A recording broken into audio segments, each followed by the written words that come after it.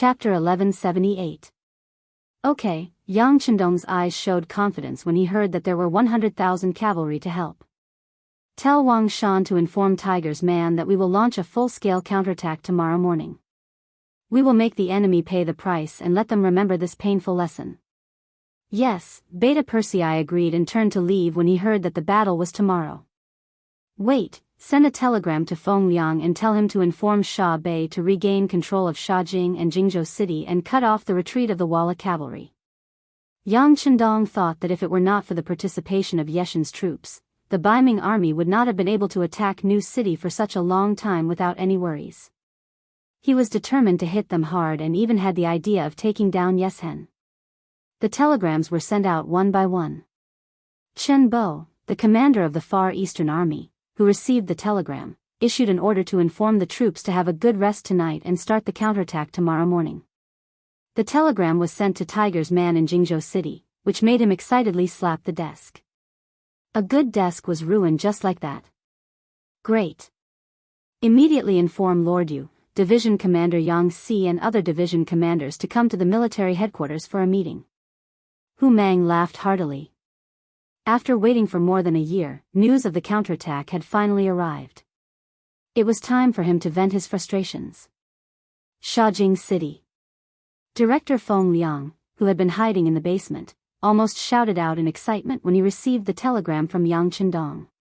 After suppressing the excitement in his heart, he gently knocked on the wall door leading to the ground room.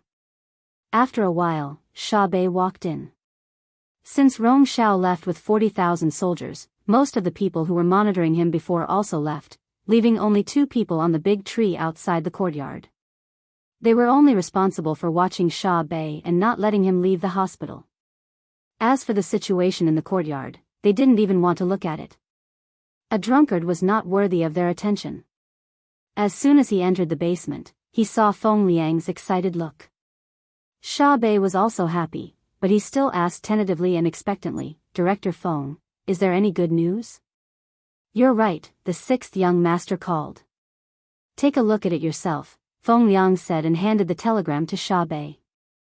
Then, he saw the dignified man, who had silently swallowed all the grievances he had suffered, burst into tears. "Good, good. The 6th young master still believes in me. He has also given me an important task. This is the time for us to shed our shame." These days, Sha Bei's mental pressure was great. He had no choice but to surrender, and there was even an element of faking it. But how many people could understand him? Could the 6th young master really understand him? At least if it were him, if his subordinates publicly announced their surrender to Baiming, he would not believe them no matter what. Putting himself in Baiming's shoes, did Yang Chendong really trust him that much? This had become the biggest question in his heart all this time. Even though Feng Liang appeared in front of him, he was still very happy. However, this did not mean that the 6th young master really believed him. What if the 6th young master came to calm him down? Before he got the final answer, he could imagine how worried Sha Bei was. Now that he saw this telegram, he could finally be relieved. If Yang Chendong did not really trust him, how could he tell him the war plan in advance?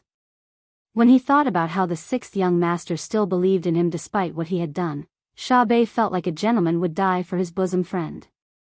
What was not worth risking his life for? After he calmed down and walked out of the basement, Sha Bei's spirit changed at this moment. "Steward, do 2 things. First, bring people to kill that annoying fellow on the tree outside the courtyard. Second, inform Kong Ji and the other 2 teachers to come to my place for a meeting." The aura of a superior reappeared on Shibi's body, and his words were clear and forceful. The steward, who was originally a little stooped, suddenly straightened his body at this moment. He asked as if he did not know his master, "Master, killing people, don't be afraid. The weather will change soon. Some bedbugs should be dealt with very early," Sha Bei said with an imposing manner. Shajing City was nearly 1,000 miles away from the first city. It was unknown how long it would take for the news of the counterattack to arrive. He could prepare in advance here and did not have to worry about the news being leaked. Seeing that Sha Bei was so confident, the steward, who had been holding his breath for a long time, immediately said, "Yes, master. Don't worry. I'll arrange it now." They were just 2 soldiers in charge of the surveillance mission. When they were still leaning against the tree trunk to rest, 2 arrows suddenly pierced into their bodies. The speed and ferocity of the arrows was so fast that they didn't even have the strength to scream before they were sent to meet the King of Hell. After an hour, Kong Ji and the other 2 division commanders rushed to the new Second Army's military headquarters and saw Sha Bei, who had changed into a brand new general's military uniform. "Hee, you're here. Take a look. Wearing the 5-star Army's military uniform is still the best." Sha Bei laughed and turned around. "Military commander, you're..." Kong Ji asked in confusion, but he already had a vague feeling in his heart. "Come, it's time to tell you the 6th young master's plan. Division commanders, listen up," Sha Bei said in a powerful voice. The 3 division commanders stood up straight because of this. The long-lost feeling returned to their bodies. Su Mansion. Su Yuan was eating dinner. Compared to normal people who only ate 1 dish, or at most 3 or 4 dishes, he had more than a dozen dishes in front of him. Not only that, but there were also 2 beautiful women by his side. Ever since he submitted to Biming, Su Yuan's life had fallen into debauchery. No one came to control him, and no one dared to control him. This made him more and more lawless and unruly. Especially after Rong Shao left, the entire city was completely under his control. He had even less scruples. Even when he ate, he was very ostentatious. He did not even need to use his hands. Instead, he needed someone to feed him, and it had to be a beautiful woman who fed him. While he was enjoying everything, he did not know that his brothers from the 1st Cavalry Division, led by Kong Ji, had surrounded the courtyard. His military power had already fallen. Those old brothers he trusted were either poisoned to death at home by the concubines of the CIA agents, or were ambushed and killed or captured by Kong Ji and the others on their way home or to the barracks. As for the infantry division, although there were 2 or 3 old brothers who escaped the net, because of their lack of strength, Sha Bei personally led the army into the barracks and dismembered them. Su Yuan was a selfish person. Ever since he took control of the military and took over Sha Bei, even if there were benefits, he would only share them with those old brothers. As for the ordinary soldiers under him, he did not care at all. The soldiers who were used to receiving high salaries from the 5-star army suddenly lost their source of income. Even if there was, it was pitifully little. Which one of them did not feel angry in their hearts? So when they saw Sha Bei wearing a general's uniform and leading troops into the barracks, not only did they not resist, but most of them even helped him to capture those who wanted to resist. The military incident ended with loud thunder and small raindrops. From the beginning to the end, there was no movement at all. Su Yuan, who had been enjoying himself in the mansion, did not notice at all. Until the housekeeper rushed into the dining room in a panic, Su Yuan was still lying in the arms of the beautiful woman and saying some dirty words. Old master, something bad has happened." After the housekeeper rushed in, his legs went soft and he knelt on the ground. "What's going on?" Su Yuan frowned slightly. He was very angry at the housekeeper's performance, and he was even angrier that such a good atmosphere was disturbed. Su Yuan still had an indifferent expression, but in the eyes of the housekeeper, he was angry that he did not fight back. However, he still knelt on the ground and trembled as he said, "Old master, outside our mansion, there are a lot of soldiers. They have surrounded us." "Oh. What?" Su Yuan, who suddenly realized what was going on, was also shocked. Then, he stood up from the beauty's arms and asked loudly, "We're surrounded. What the hell is going on? Which part are they from?" "Old master, you should go out and see for yourself." The housekeeper really did not know how to explain or how to answer, but he believed that facts spoke louder than words. Looking at the steward's appearance, Su Yuan had a bad feeling in his heart. However, the habit of being in a position of power made him not lose his head out of fear. Instead, he shouted towards the outside of the hall, "Men, bring me my weapons and armor." Su Yuan, who had put on his armor and picked up his weapons, opened the door with more than 40 bodyguards in the mansion. Who dares to surround this general's mansion? Do you want to die? As soon as the door opened, a loud roar was heard. This was the preemptive strike. Su Yuan wanted to use this method to intimidate the people who came. As long as the other party was scared, he could take the opportunity to leave here and go to the military camp to mobilize soldiers. At that time, whoever came to find trouble with him would die a horrible death. However, the result was destined to disappoint him. Not only did his roar not intimidate the people around him, but a loud laugh was heard instead. The person said, "Mr. Su, you are so arrogant. Looks like you really have the prestige of an official after becoming a Biming official. You dare to kill anyone." The voice was so familiar. Su Yuan looked towards the source of the voice and saw his former colleague, the commander of the 1st Cavalry Division, Kong Ji, riding on a horse and looking at him with a smile on his face. What was even more eye-catching was that the other party was wearing the green uniform of the 5-star army and the white cape of the division commander. He looked majestic and heroic. The person who came was actually Kong Ji. Su Yuan knew that it was impossible to use his status to intimidate others. His expression changed from anger to a smile and said, "I was wondering who it was. So it's Mr. Kong. But what is the meaning of this? Why did you bring so many people to my mansion? Is there a military operation? Why didn't I know about it?" Chapter 1179. He was just pretending to be confused. The other party had already surrounded his residence. It was obvious that they were coming with a strong momentum, not to mention that they were wearing the military uniform of the 5-star army. However, Su Yuan deliberately ignored this. He didn't mention it because he wanted to stall for time. He believed that the news of his mansion being surrounded must have spread. Perhaps if he held on for a little longer, his old brothers would come and rescue him. Seeing that Su Yuan was still talking nonsense, Kong Ji shook his head. This person was a little smart, but only a little smart. He didn't have a long-term vision. He was destined to not achieve anything big. "Sigh, Mr. Su, you don't have to pretend anymore. You should be able to see why I'm here. I think it's better for you to surrender so that you won't lose face in front of so many people." Kong Ji pointed out the truth. This was the same as poking through the last layer of window paper. It was somewhat out of Su Yuan's expectations. He couldn't help but be surprised.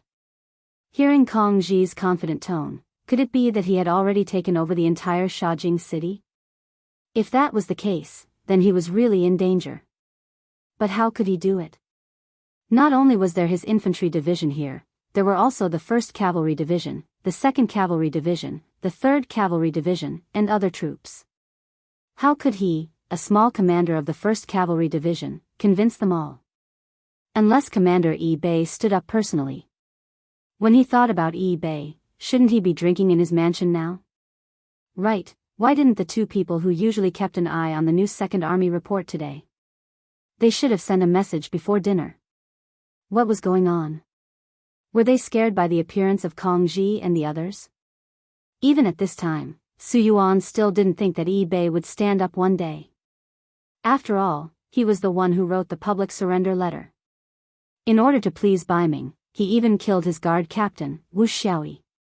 Such a person was basically useless. In a short period of time, it could be said that a myriad of thoughts ran through his mind. The final result was that they could still fight. Kong Ji first looked at the soldiers surrounding his mansion and found that most of them were still wearing the uniforms of the Biming army. He immediately felt confident and stopped talking to Kong Ji. Instead, he said to the soldiers, "Brothers, Kong Ji has lost his mind and wants to deal with me.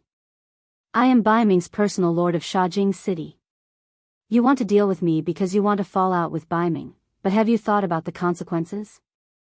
You'll be beheaded and your family will be implicated." Needless to say, Su Yuan's shout did cause a certain amount of disturbance in the army. Even now, there were still many soldiers who didn't understand what was going on. It was only out of habit that they followed their commanding officer to carry out the mission. Just now, outside the mansion, when they saw that Su Yuan's mansion was surrounded, some people were confused. Now that these words were said, many people's faces changed dramatically. Some even looked at the leader, Kong Ji, with a somewhat different gaze. This change fell into Su Yuan's eyes and naturally made him very happy. He immediately added fuel to the fire and said, "This is clearly Kong Ji wanting to offend his superiors. This is all his own idea. Brothers, don't be confused and make mistakes with him. How about this? I will only catch the ringleader and don't care about the accomplices. If anyone is willing to follow me, it will be a meritorious performance. Later, not only will I not hold him accountable, but I will also reward him." The soldiers who were originally at a loss and muttering in their hearts became more hesitant after hearing Su Yuan's shout. Some people were even considering whether to stand by Su Yuan's side. Kong Ji didn't expect that at this time, Su Yuan could still make such a counterattack. He couldn't help but be amused for a moment and said, "What? Is this the final battle of a trapped beast? Do you really think that I didn't prepare at all before coming here? Humph, if you want to die, then this division commander will fulfill your wish. Come, invite the commander." Just a moment ago, Si Bei had already arrived, but he didn't stand out. Instead, he stood outside the team. Kong Ji had already seen this. He thought of what Commander Si Bei said in the previous meeting. He said that he didn't want to face the traitor Su Yuan, so he didn't have the intention to invite the commander. But now, the morale of the army was obviously shaken. If the commander didn't come out, then it was very likely that there would be a problem. The moment Si Bei called for the commander, the crowd and the team panicked. Just as many people looked around, Si Bei appeared. He was wearing the 5-star Army's uniform, especially the shining golden beads on his shoulder. Even though the sky was about to turn dark, they were still very dazzling. Si Bei finally appeared. When Kong Ji called for the commander, Su Yuan felt that something was wrong. This seemed to be completely out of his control and even imagination. And when he saw the Shui appear, this feeling became reality, making him feel as if he had been struck by lightning. A commander was a commander after all. His prestige wasn't something that Division Commander Kong Ji could compare with. In particular, there were all kinds of people. Due to the lack of time, there were people from all divisions. Kong Ji was only a division commander of the 1st Cavalry Division. It was obviously difficult for him to completely control them. But when it came to Si Bei, this wasn't a problem. As a commander, which soldier wasn't his former soldier? Si Bei's appearance caused the noisy discussions from before to immediately disappear. The situation was immediately reversed, and Su Yuan was pressured to the point that he couldn't breathe. After being stunned for a few breaths, Su Yuan's expression turned from black to white and then back to black.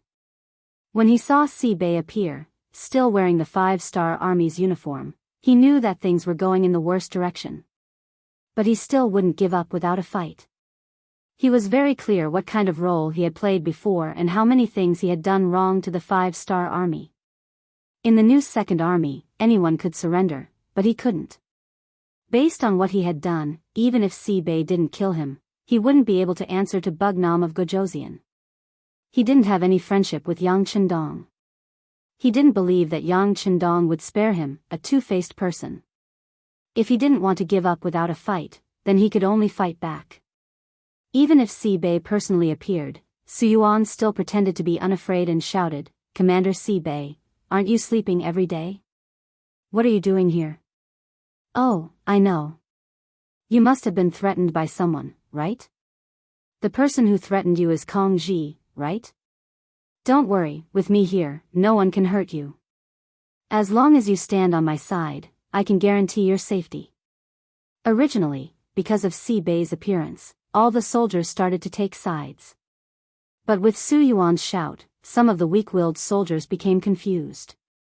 Could it be that Kong Ji really threatened the commander and that Kong Ji wanted to rebel? The changes in the soldiers below didn't escape Si Bei's eyes. He couldn't help but sigh and said, "Enough, Su Yuan. I didn't expect you to have such ability. You can turn black into white and say it so righteously. I'm afraid that people who don't know you will really believe your words. But what's true is true. How can it change because of a few words from you? Surrender. I will plead with Bugnam of Gojoseon to save your life. After saying this to Su Yuan, Bei didn't have any intention of stopping. Instead, he said to the surrounding soldiers, Bei was forced by the situation and for the survival of the new Second Army. I had no choice but to bow to Biming. But this doesn't really mean that I want to surrender to Biming. It's just a temporary measure. And all of this has also received the support of Bugnam of Gojoseon. Now, Bugnam of Gojoseon has sent news that he has brought his army to the grasslands. Now, he is besieging the Biming army and the Walla army. It won't be long before he brings his army to our Shajing city. In order to welcome Bugnam of Gojoseon, what we need to do now is to take back the city and do everything we should do. Moreover, Bugnam of Gojoseon also said that he understands the decision that everyone made under that situation. So, he won't make things difficult for any of us. Please don't worry about this. When the soldiers heard Bei's speech, they all revealed a joyful expression. A person's reputation was like the shadow of a tree. Just the 3 words, Bugnam of Gojoseon, represented a magnificent army. It was an invincible aura and influence. It seemed that as long as Yang Chendong was there to fight, no matter how difficult the problem was, it would be easily solved. Long live Bugnam of Gojoseon, long live Bugnam of Gojoseon. No one knew who took the lead to shout, but at that moment, many people shouted loudly. Even the few bodyguards behind Su Yuan hesitated for a moment before they put down their weapons and shouted loudly. To others, the thunder-like shouts were shocking, but to Su Yuan, it was no less than a death sentence. He knew that the overall situation was set, and he could not turn the situation around. Thus, he fell into a state of madness. He suddenly pointed at Bei and said, You are a villain, a fickle villain. Villain, you are talking about yourself, right? The 5-star army has treated you well, and Bugnam of Gojoseon has treated you even better. You actually secretly contacted Biming and thought of betrayal. People like you are the one who is shameful. This time, without Bei saying anything, Kang Ji had already started to scold. Unlike Su Yuan, who got his position as a division commander with Bei's help, Kang Ji's position as a division commander was personally appointed by Yang Chendong. Moreover, Kang Ji was a Han Chinese. He had once served in the 5-star army and performed well. Although he was not Yang Chendong's student, in terms of loyalty, he was much stronger than a foreigner like Su Yuan. Su Yuan, who had already gone crazy, did not pay attention to Kang Ji. Instead, he looked at Bei and said, Tell me, did you never trust me? You are lying to me, right? As soon as he said that, Su Yuan's body, which was about to collapse, straightened up again. People said that a bad life was better than a good death. He didn't want to die, and with a plop, he knelt in front of Bei. Military commander, I don't want to die. We are old brothers who have gone through fire and water together for many years. Please spare my life for the sake of my hard work even if I didn't make any contributions. Bugnam of Gojoseon admires you so much. As long as you are willing to plead for mercy, he will definitely spare me. As he spoke, he crawled on the ground and quickly came under Bei's mount. Su Yuan spoke with snot and tears. Looking at Su Yuan's appearance, Bei felt a trace of pity, but military discipline was a mountain, so he still turned his head to the side.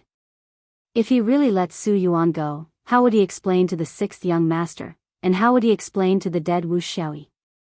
After continuously crying a few times, there was no response from Bei. Su Yuan's eyes flashed with madness, and he suddenly shouted, No. Why? We are old brothers who have gone through hard times together. You can be a military commander, but I can only be a division commander. You can obtain Bugnam of Gojoseon's trust, but I can't. I don't accept this. Bei, I will kill you. I want you to go to hell with me. As he shouted, Su Yuan pulled out his waist knife, raised it high, and chopped down at Bei. Puchi. A sharp curved knife pierced through his body. Su Yuan's eyes widened as he watched the tip of the knife come out of his chest. He then looked back at Kong Ji, who was one step ahead of him, and the light in his eyes quickly dimmed. His head drooped, and he died on the spot. This was the ugliest of human nature. When you made a mistake, you didn't know how to repent. Instead, you just blamed everything on others. When things were irreparable, you would plead for mercy. When your pleading failed, you would reveal your true nature. Unfortunately, Kong Ji had long been prepared for this move, and at the crucial moment, killed him first. Bury him. Shirbi sighed and said to the bodyguard beside him. Then, he didn't look at Su Yuan who was killed. Instead, he said to Kong Ji, change the flag. Announce to all the people in the city that we have changed flags and have returned to the embrace of the 5-star army. This was how the superiors were. They couldn't be too soft-hearted. Otherwise, they wouldn't only hurt themselves, but also those who believed in them and followed them. After the order was given, Shaojing and Jingzhou City were closed. The original Beiming dragon flag was also replaced with a bright 5-star red flag. Under the great wisdom of Shi Bi and the others, the new Second Army was finally saved. At the same time, it also formed a response, and sounded the horn for the destruction of the world of Wara. Shi City. A new day, the sun rose as usual. It was a sunny day, and the weather was very good. There was no wind or rain, and the blue sky and green grass made people feel relaxed and happy. But this day was another dark day for the Beiming army and the Wala army. Just when most of the soldiers got up and were about to eat breakfast, a rumbling sound suddenly came from the ground. It was like spring thunder, completely breaking the tranquility of the grassland. After a series of rumbling sounds, a large number of troops appeared in the north and northwest of the barracks. They were like a sudden gust of wind, flying straight like a sharp arrow, approaching from afar. Enemy attack! Enemy attack! The scouts in charge of the security of the barracks shouted loudly, disrupting the normal order of the barracks. In the Beiming army's main tent, a scout rushed into the tent and fell to the ground. He said with his pale face, Marquis. Marquis, the reinforcements of the 5-star army are here. The reinforcements are here. Shi Heng, who was eating breakfast with the help of the servants, froze when he heard this. Then, his face darkened. Reinforcements? How many of them are here? Uncountable. There are so many of them. There is no end to them. The scout was so scared that he didn't know what to say. He could only tell the most direct impression. Bullshit. That's ridiculous. How can there be so many 5-star army here?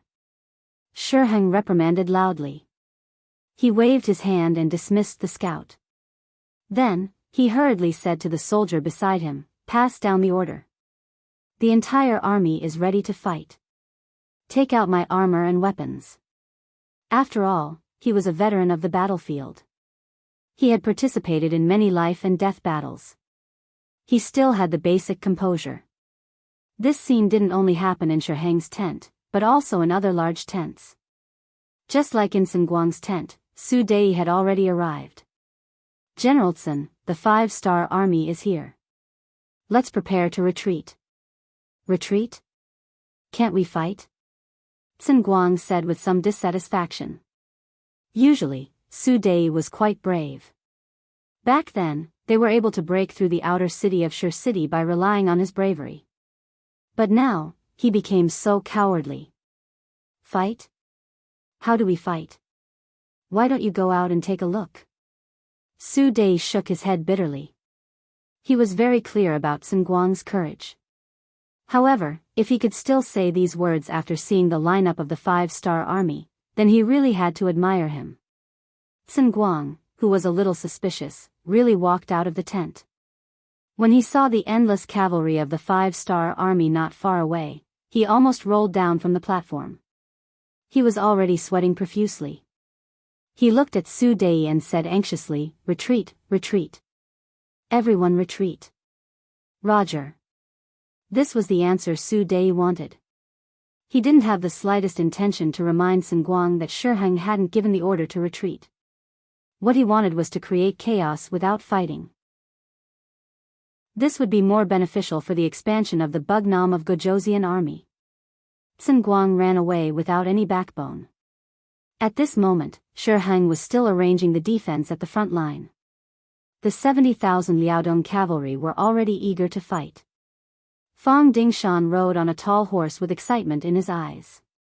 He had long heard about how powerful the cavalry of the 5-star army was. Today, he could finally see who was better. This had always been his dream. He wanted to defeat the 5-star army in front of so many people and tell the world that the Liaodong cavalry was the strongest. Rong Xiao also came and stood beside Shi Heng. At this moment, his eyes were filled with determination. This was his first time fighting a war. He had never experienced such a cruel scene before. He thought that fighting a war was just as exciting as storytelling. He didn't know the dangers and bloodshed in it. Rong Xiao's confidence came from the 100,000 soldiers behind him. In his heart, he was secretly happy that he could perform well in front of Admiral Shi Heng. In his opinion, his side had a few 100,000 cavalry and infantry. It was enough to fight against the reinforcements of the 5-star army. Perhaps it would be a great achievement, a great contribution.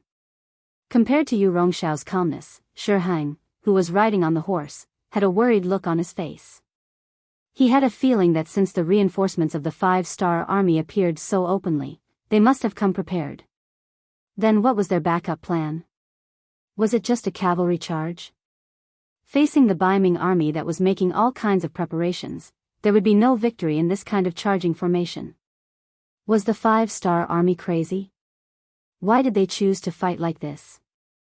Just as Shi Heng was thinking about the reason for all of this, where was the 5-star army's backup plan, and how to fight this battle, a messenger appeared with a panicked expression. Marquis, bad news, bad news. Chapter 1181. What's the matter? Why are you so panicky? How can you be so calm? Looking at the cowardly side of his subordinate, Shi Heng reprimanded him. He had already decided to punish this messenger after the big battle. Without paying attention to Shi Heng's displeasure, the messenger knelt on the ground and said with a trembling body, Marquis, the Walla army has retreated. They didn't have the intention to greet us and rushed out of the barracks. Hearing the news that the Walla army had retreated, Shi Heng's eyes narrowed for no reason and he had a bad premonition. During this period of time, everyone had been on guard against each other and they were no longer as sincere as they were at the beginning. However, even though he was mentally prepared, Shi Heng was still very angry when he heard that they had retreated without fighting. Got it. You just said that there's more. What else? There's more. Deputy Chief Sun Guang has escaped with 50,000 infantrymen under him. As if he had exhausted all his strength, the messenger mustered up the courage to finish speaking. Ah. What? Hearing this news, Shi Heng's expression changed drastically. He turned around abruptly and the sword on his body was placed on the messenger's neck. With the cold sword on his neck, the messenger's face suddenly turned pale. However, since Shi Heng had asked this question, he had to answer it. He could only continue to speak. Just now, Deputy Chief Sun Guang has retreated with his troops. They withdrew all the troops that were attacking the city and fled to the south. Ayaya, Sun Guang, you've ruined Marquis' plan. Hearing that Sun Guang had also escaped, Shi Heng's expression changed drastically. Although Sun Guang only had 50,000 soldiers in his hands, he was responsible for attacking the first city. Once they retreated, the 5-star army in the first city would no longer be in danger. At the same time, they might be behind him. If that was the case, how could he resist? Not to mention, after days of bitter battles, the 50,000 soldiers under Sun Guang had experienced life and death situations. They could be described as elites. Once they left, not only would their combat power be greatly reduced, they would also not be able to find a replacement. Sun Guang's escape added even more uncertainty to the battle. In a fit of anger, he swung his saber and the messenger's head flew into the air. Shi Heng, who had killed someone, had red eyes and even his arms were trembling. It was obvious that he was angry in his heart. Report. Marquis, the 4 gates of the first city have been opened. They've rushed out of the inner city and are heading toward our camp in the outer city. Another messenger rushed over on horseback. Before he arrived, his shout had already resounded in the air. If Guang was still around, they would have been able to more or less delay the 5-star army in the city from leaving the city since they had already taken down the outer city. But now, it was too late. Heng's body shook slightly on the horse. Before the battle had even begun, the result had already been decided. Now that he was facing internal and external troubles, he knew that he had already lost. Heng forced himself to stay alert. He looked at Rong Xiao, who was not far away, and said to the bodyguard beside him, "Ask General Rong to come over. Also, you go and inform General Fong to retreat immediately." Rong Xiao was still riding on his horse, feeling the tense atmosphere before the battle. For him, who was on the battlefield for the first time, this feeling was very exciting. It caused his adrenaline to rise uncontrollably. His face also turned a lot redder because of this. "General Rong, Marquis wants to see you." The bodyguard walked over and conveyed Heng's military order. Okay, thank you for your trouble." Rong Xiao was very excited when he heard that Heng wanted to see him. He, who had focused all his attention on the battlefield, did not know what had happened behind the scenes. If he knew, he would not be happy but scared to death. He came in front of Heng with an excited face. He tried his best to appear calm in order to leave the best side of Heng. "Not bad. It's General Rong's first time on the battlefield, yet you're so calm. You truly have the demeanor of a great general." Heng, who was trying his best to raise his spirits, praised Rong Xiao. This time, whether they could successfully escape or not depended on this person. "Thank you, Marquis, for your praise. This is all because of your leadership." Rong Xiao did not dare to take the credit. "Very good. You are not anxious or impatient. Not bad. Since that is the case, I will leave the first battle to you. Can you complete it?" There was no time, and Heng did not want to prepare any more groundwork. He went straight to the point. Hearing that he could be the vanguard, Rong Xiao was very excited. He patted his chest and said, "Marquis, please rest assured. Our swords and arrows want to drink blood. We want to have a taste." "Okay, I approve. You can go. As long as you make a great contribution, Marquis will definitely report it to the Emperor and ask for your reward." Seeing Rong Xiao so set off, Heng's face finally showed a trace of satisfaction. "Thank you, Marquis." Rong Xiao cupped his fists and said gratefully. He then turned around and rode away. He did not know that once he left, he would never return. "Let's retreat." After looking at Rong Xiao's back, Heng turned around and left. War was like this. It was either you die or I live. In order to survive, he could only sacrifice Rong Xiao and his 100,000 troops. On the other side, Heng's order also reached the ears of Liaodong Iron Cavalry General Fong Dingshan. "You want us to retreat? What the hell?" Fong Dingshan, who had long been prepared to compete with the 5-star troop, was obviously unhappy. He looked at the messenger with a glint in his eyes and a murderous aura exuded from his body. "General, this is Marquis order." The messenger thought for a moment and was afraid that Fong Dingshan would vent his anger on him. Marquis had already killed one, and he did not want to be the second. Thinking of this, he carefully moved forward and said, "General, the Walla cavalry has already retreated. General Guang also left with his troops. When Marquis told me to inform you, he was also prepared to retreat. What do you think?" Fong Dingshan, who was about to vent his anger on the messenger soldier, involuntarily paused. After about 3 breaths, he let out a long sigh. "I see.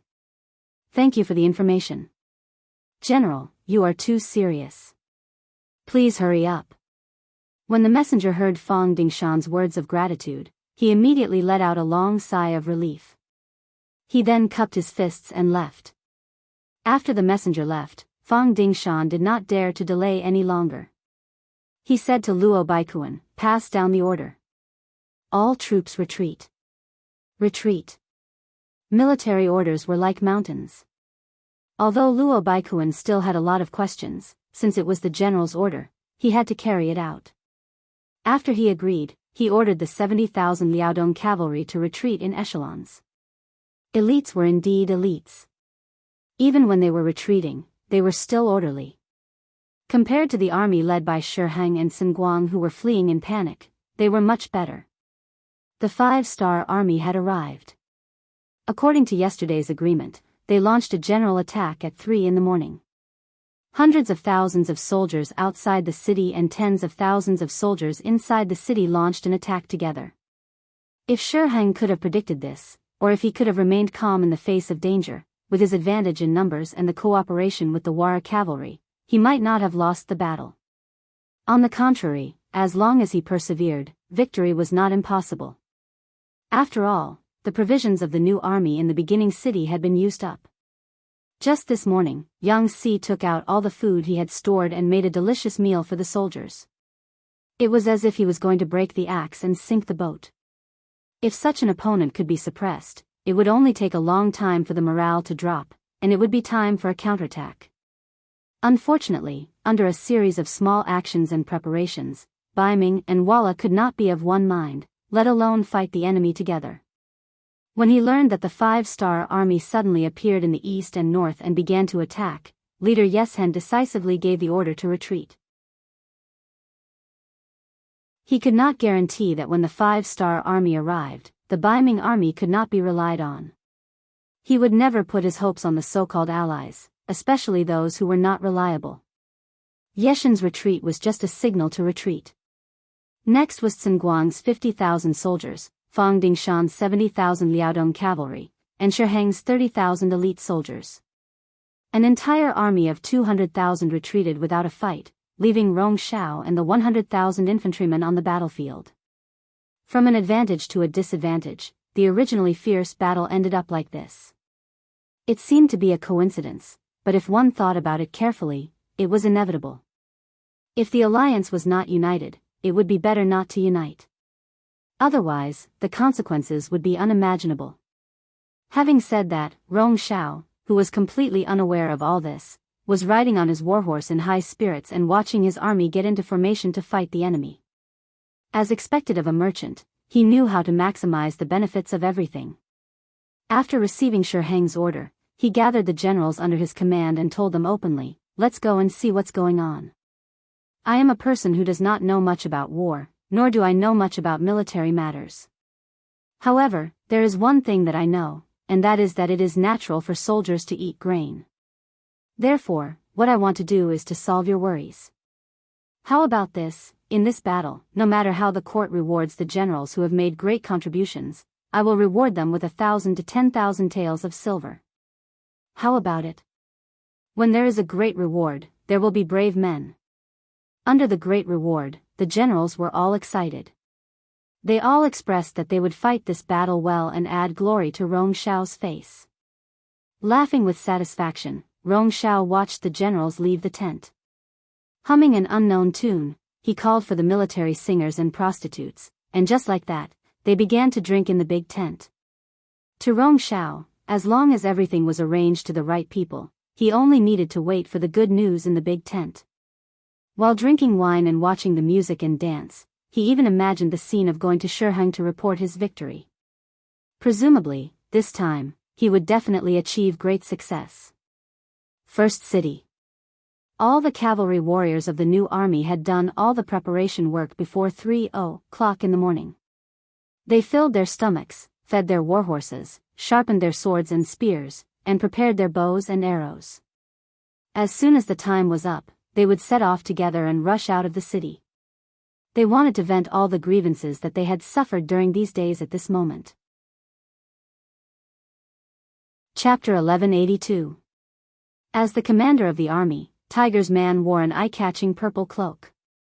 It was the unique symbol of a first-rank officer.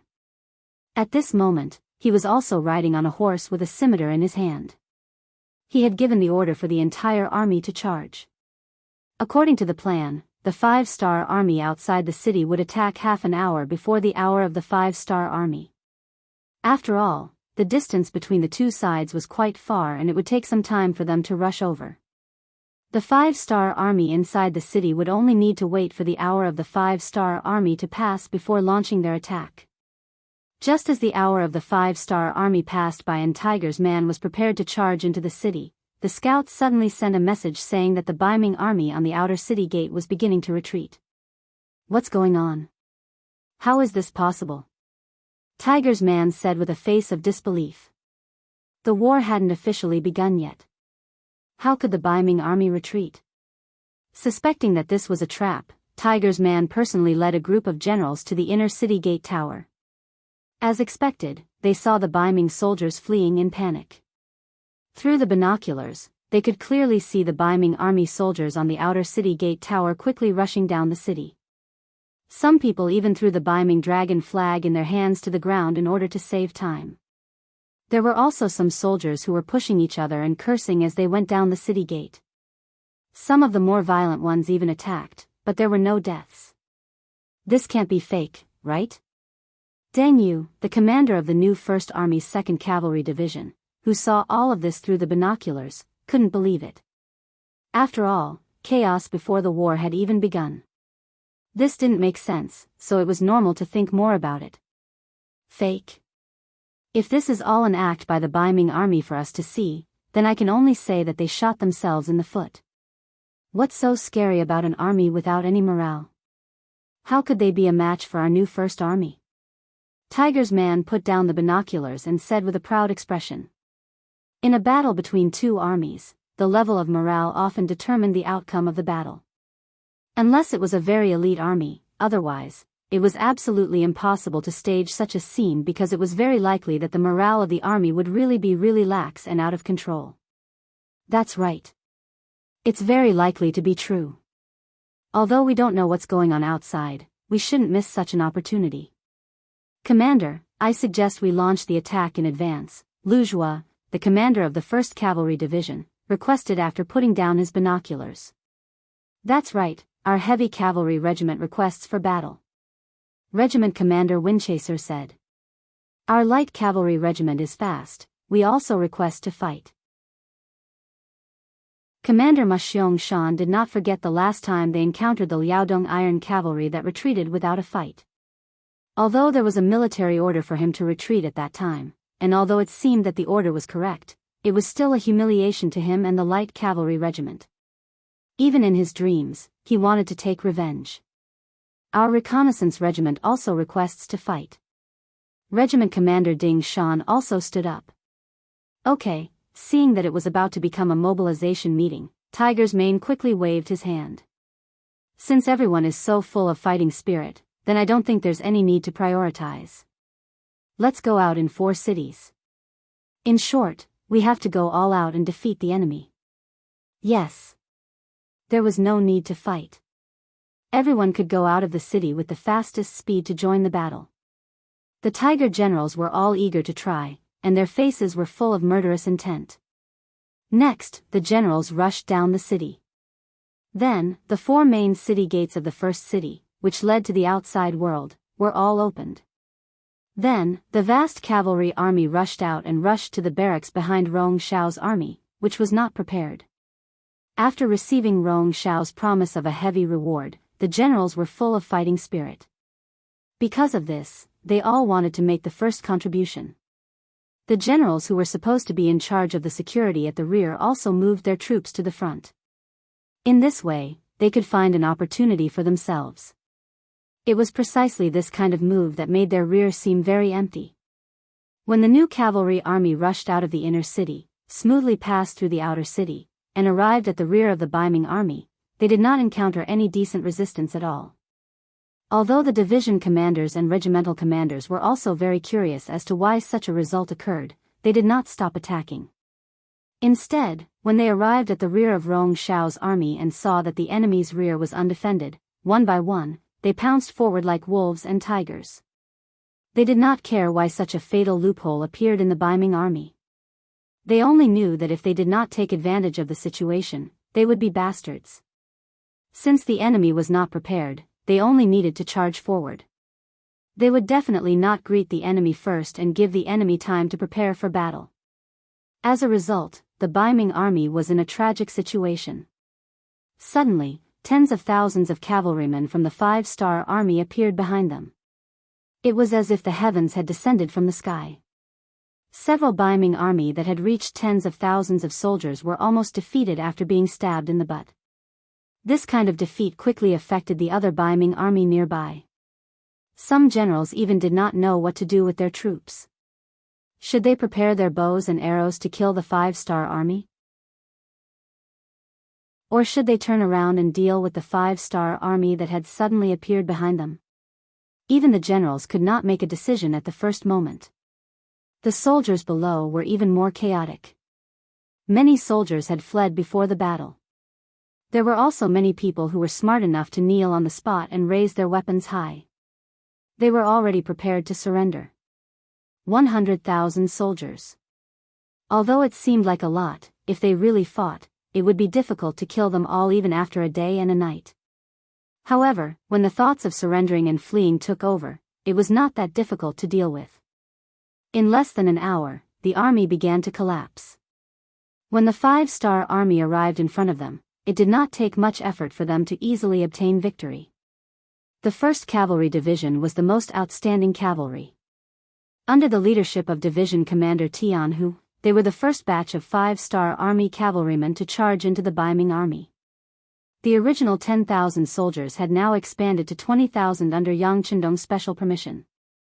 This was also their first battle after the expansion. Division Commander Jianghu's request for everyone was to perform well, especially the veterans.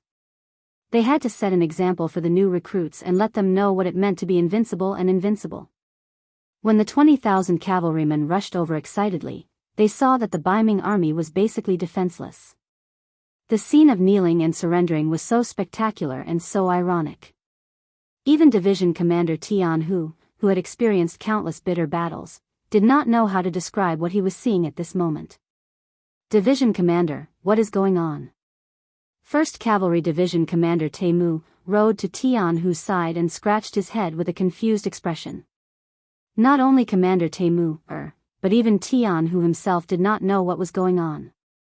However, he was still a division commander and had been placed in an important position by Yang Chendong. His ability to adapt was still very strong. After a short moment of hesitation, he said, "Let's not care about that. We will continue the pursuit as planned. As for these captives, let the people behind us deal with them." The 1st Cavalry Division was the strongest cavalry division. What they should be doing was searching for the strongest opponent that matched their status, not standing here and receiving captives. After Jianghu gave the order, the 20,000 cavalrymen leaped over the captives and continued to charge forward as if they did not see them. Even when they passed by Rong Shao's camp, they did not have any intention of stopping. Following closely behind were the new army and the Liaodong Cavalry Division. They only stopped for a moment before making the same decision as the 1st Cavalry Division. They let go of the Biming captives and continued to chase forward.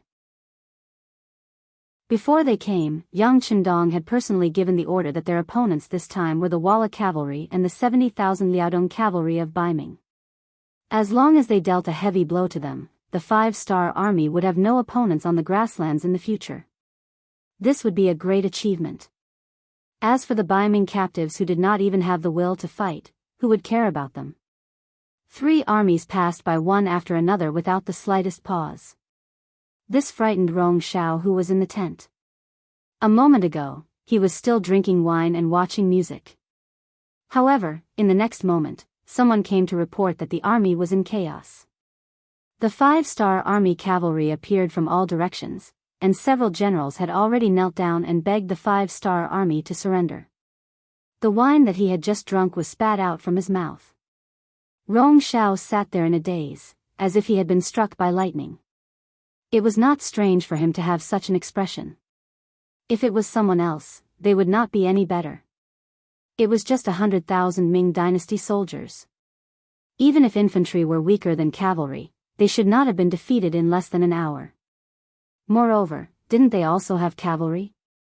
Whether it was the Walla cavalry or the 70,000 elite Liaodong cavalry, what did they do? Did they also lose? There were too many things that he could not understand. At this moment, Rong Shao did not know that Shi Heng and the cavalry had already escaped. He was still sitting there like a fool. Until the sound of tremors came from the tent, and someone came to report that the 5-star army cavalry was charging towards the tent. Rong Shao was even more cowardly as he buried his head under the table. He did not even dare to raise his head. He did not have the demeanor of a commander of 100,000 soldiers. At this moment, Rong Shao could only pray in his heart that no one would notice him. No one would discover him. Perhaps his prayers really worked.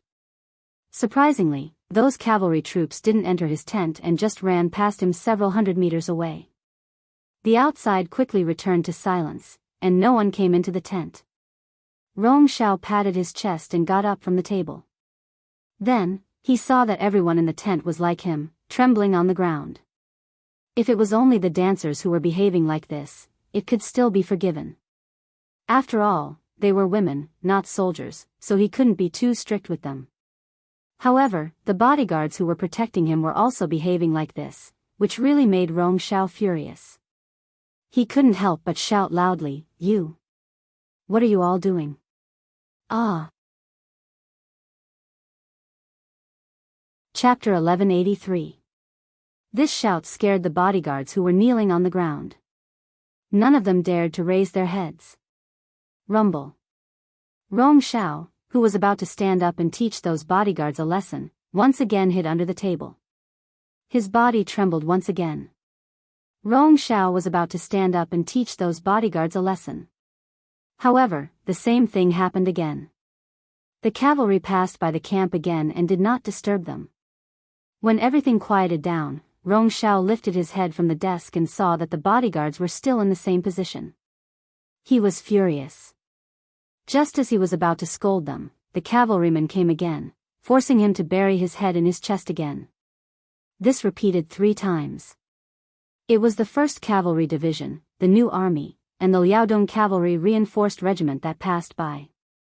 This scared Rong Shao 3 times, but it also made him more courageous. Holding a sharp long sword in his hand, he stood up. He wanted to kill 1 or 2 of the bodyguards. He wanted to remind the others that he was the master. When there was danger, they should protect him and not just care about their own lives.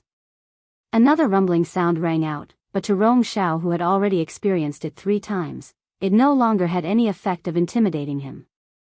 However, just when he thought that the cavalry would pass by safely, the footsteps outside the tent were getting closer and closer. Then, the curtain of the tent was opened from the outside.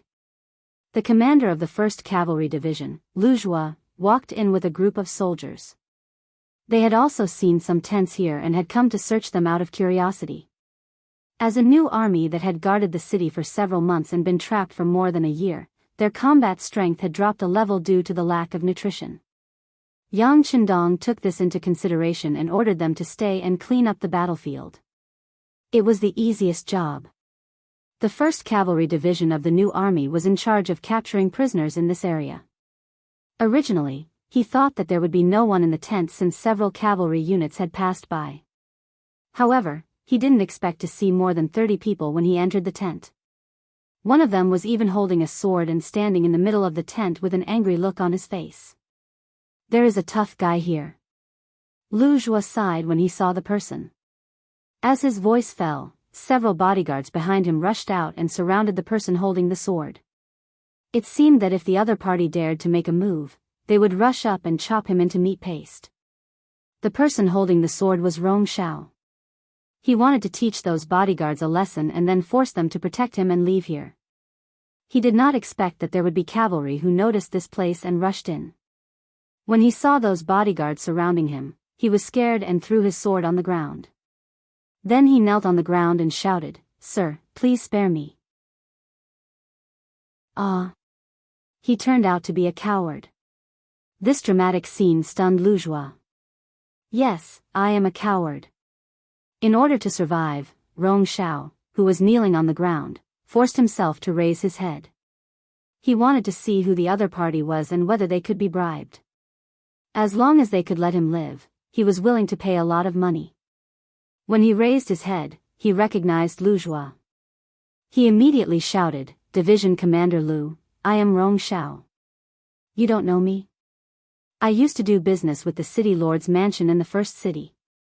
If he did not shout like this, Lu Zhua might not recognize him. If he was captured as an ordinary prisoner, he might have a chance to escape. But now, his shout had completely exposed his identity. After Lu Zhua heard the name Rong Xiao, he frowned and asked, "Are you the Biming merchant Rong Xiao?"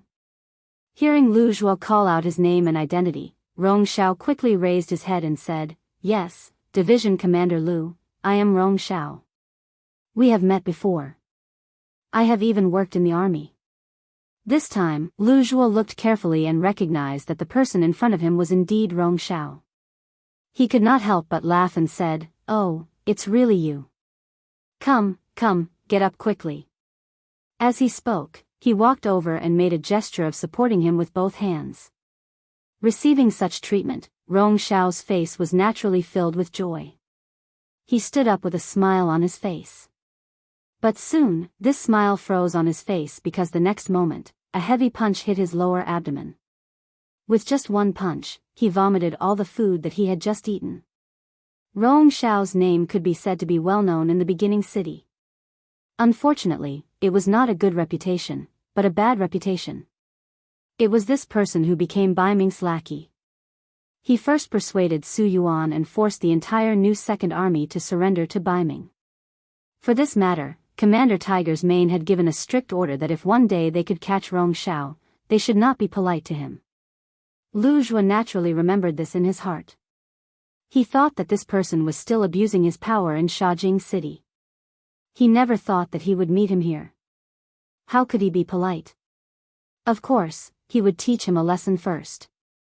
The miserable Rong Xiao was beaten up by Lu Zhua on the spot. He knelt on the ground and vomited. He did not even have the strength to stand up. Lu Zhua stopped and said to the soldiers beside him, "Come, lift him up and send him to Bugnam of Gojoseon for punishment." Without a leader, the 100,000 Biming army could not form an effective resistance. Even if some of the Biming army generals wanted to resist and make contributions, they could only resist for a few hours under the crazy attack of the 5-star army cavalry. In the end, they could not escape the fate of being surrounded and surrendered. Yang Qindong appeared at the gate of the first city with 1,000 black cavalry at noon.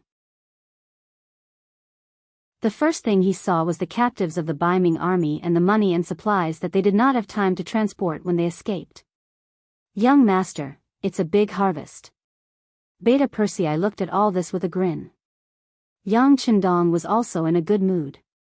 He thought that with 70,000 Liaodong iron cavalry and 50,000 Walla elite cavalry, even if they won this battle, they would have to pay a certain price. He did not expect that Shihang was so afraid of death that he escaped so quickly. This was naturally because of the previous strategies that worked, but it also had a lot to do with the incompetence of the commander of the Biming army. "Young master, young master." Not far away, a group of cavalry galloped over, and the shout could be heard clearly even though it was still far away. "It's Tiger's Head." Beta Persei had good eyesight and recognized the person who came. He was also excited. It had been more than 2 years since the last time they were separated. Anyone would be excited to see each other again. Especially Tiger's Mane, who came over on horseback, jumped off his horse when he was still more than 10 meters away from Yang Qindong and ran over. Facing this errand boy and servant who had accompanied him since he was a child, Yang Qindong was also filled with emotions, and his eyes involuntarily became gentle. "Young master, you're finally here." Tiger's Mane, who fell 10 feet in front of White Dragon, couldn't help but cry. "Quick, help Tiger's Head up." Yang Qindong couldn't stand to say this the most. He could see tens of thousands of soldiers fighting and even dying on the battlefield, but he just couldn't bear to see these men in tears. Beta Persei dismounted from his horse and helped Tiger's Mane, who was kneeling on the ground, up.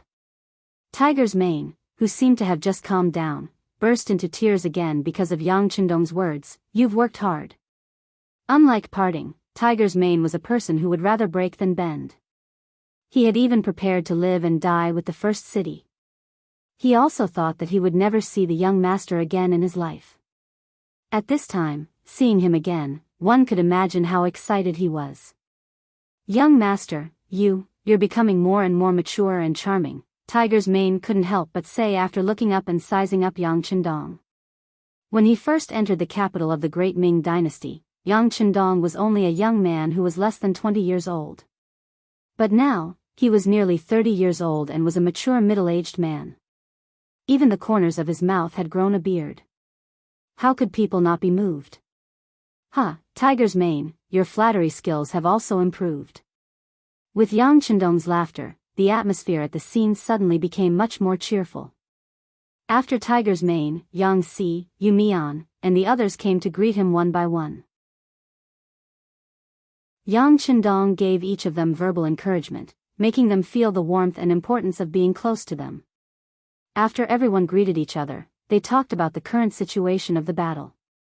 Tiger's mane took the initiative to report, "Young master, except for more than 10,000 people who died or were injured in battle, the rest of the 100,000 Biming army surrendered and were captured. Among them, the commander-in-chief, Rong Shao, was also captured alive by us. You can do whatever you want with him."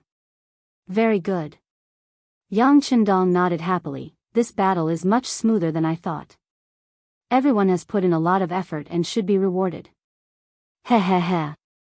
Everyone chuckled when they heard this. However, only one person had a straight face. When he saw that Yang Chendong seemed to be in a good mood, he suddenly stepped forward and said, "King, I don't want to be rewarded. I only request to participate in the hunting mission. Please allow it." The person who spoke was the commander of the new light cavalry, Ma Xiangshan. It was obvious that he was still angry about being stopped by the Liaodong cavalry. This time, he wanted to take revenge. When Ma Xiangshan first met Yang Chendong, they were still at High Town. At that time, he had shown his strength and questioned Yang Chendong's horsemanship. In the end, it ended with the white dragon being subdued. After not seeing each other for many years, the moment he opened his mouth, it was as if he was in a difficult position. Tiger's mane, Yang Si, Yu Mian, and the others were all shocked and angrily rebuked him. Today, Yang Chendong was no longer the Yang Chendong of High Town. He was now the Bugnam of Gojoseon. The territory he had was comparable to the Great Ming Dynasty, and the number of troops he had was enough to dominate the Great Ming Dynasty. How could he allow others to question the military plans he made? If Yang Chendong became angry and punished Ma Xiangshan, no one would be able to say anything. Chapter 1184. "Commander Ma, what are you doing? Hurry up and apologize to the king." Tiger's mane was the first to speak. It was clear that he still cared for and valued this person. "Commander Ma, hurry up and apologize." Yu Mian, Yang Si, and the others also spoke up. Lu Zhua and the others, who felt that they had lost face, also hurriedly winked at Ma Xiangshan, reminding him within the appropriate range. Seeing that everyone was reprimanding him and showing concern for him, Ma Xiangshan realized that he had caused trouble. Yang Chendong was not Tiger's mane, who could voice out his opinions in person. He immediately knelt on the ground and kowtowed to Yang Chendong. "King, please forgive this subordinate's reckless words. Young master, you see, Ma Xiangshan's temper is like this. He speaks without thinking. In fact, he doesn't mean anything else, and he doesn't mean to question your decision. Please forgive his reckless behavior." Yes, Commander Ma is usually a good person. He is loyal and reliable, and does things seriously. Yang Si is willing to vouch for him. He did not mean to be disrespectful. Yang Si also spoke up at this moment, and his knees went soft as he knelt on the ground. The originally happy and harmonious scene instantly became like this. Everyone didn't even dare to breathe loudly. Yang Chendong's expression did not change, but he lamented in his heart. In the past, he always heard people say that it was lonely at the top and that an emperor would not have any friends. He never believed it. However, everything that happened in front of him vividly taught him a lesson. It made him understand that now everyone was actively keeping a distance from him. This might be a show of respect. However, from now on, it would not be so easy for him to be friends with these people and hear some truth. Young master, look. Seeing that Yang Chendong did not speak for a long time and even his brother Yang Si was kneeling on the ground to plead for Ma Xiangshan, Beta Persei finally could not hold it in anymore. He asked tentatively in a low voice with a pleading expression on his face. Puchi. When Yang Chendong saw Beta Persei's reaction, he finally could not help but laugh out loud. He then pointed at the crowd and said, "What are you doing? What are you all doing? Do you really think that just because I, the young master, am in a higher position, will become estranged?" Commander Ma only gave a suggestion. He didn't do anything. Why should I punish him? Why don't you all get up? Yang Chendong said with a smile on his face. Obviously, he was not angry. Tiger's man and the others let out a sigh of relief, but at the same time, they did not deliberately remind Ma Xiangshan to thank him. Ma Xiangshan was very clear that his actions just now were very uncomfortable. This time, his apology was sincere. "Your Majesty, it's all my fault. I didn't think before speaking. Thank you for your forgiveness." "Well, it's not a big deal. Besides, Commander Ma gave a military suggestion. This is what a military officer should do. There's nothing wrong with it. Not to mention, it's very reasonable. We sent too few cavalry to chase after them. Since the new army is made up of cavalry, of course, they should perform better." Not only was Yang Chendong not angry, but he also took the initiative to say what everyone wanted to say. For a moment, everyone's eyes gathered on him again. According to the military action plan that Yang Chendong had previously set, considering that the new army had been fighting for so many days, once the battle started and they broke through the joint defense line of the Baiming army and the Walla army, what they had to do was to capture prisoners and clean up the battlefield. Relatively speaking, this task was the easiest and safest. It was also beneficial for the new army to quickly recover their strength. But now, the Baiming army's front line was broken through so easily. This was really beyond Yang Chendong's expectations. Because of this, some changes could be made to the previous military plan. Noticing that everyone was looking at him with hopeful eyes, Yang Chendong asked seriously, after being besieged for so long, and with the lack of food, "Are you sure that your strength hasn't declined and you can participate in the next tough battle?" "No problem." In just an instant, all the division-level generals of the new army spoke in unison. Ignoring everyone's answer, Yang Chendong's eyes fell on Tiger's mane. He wanted to hear his opinion. He didn't want to blindly agree because these people wanted to show off. Once there was a problem, it would be a big problem. Tiger's mane obviously understood what Yang Chendong meant. He didn't answer immediately. Instead, he lowered his head and pondered for a moment. Then, he raised his head and said, "Young master, most of them don't have any problems.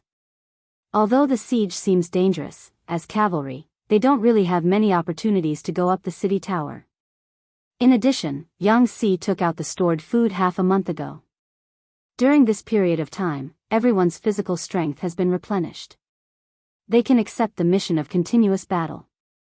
"Well, you said that most of them don't have any problems.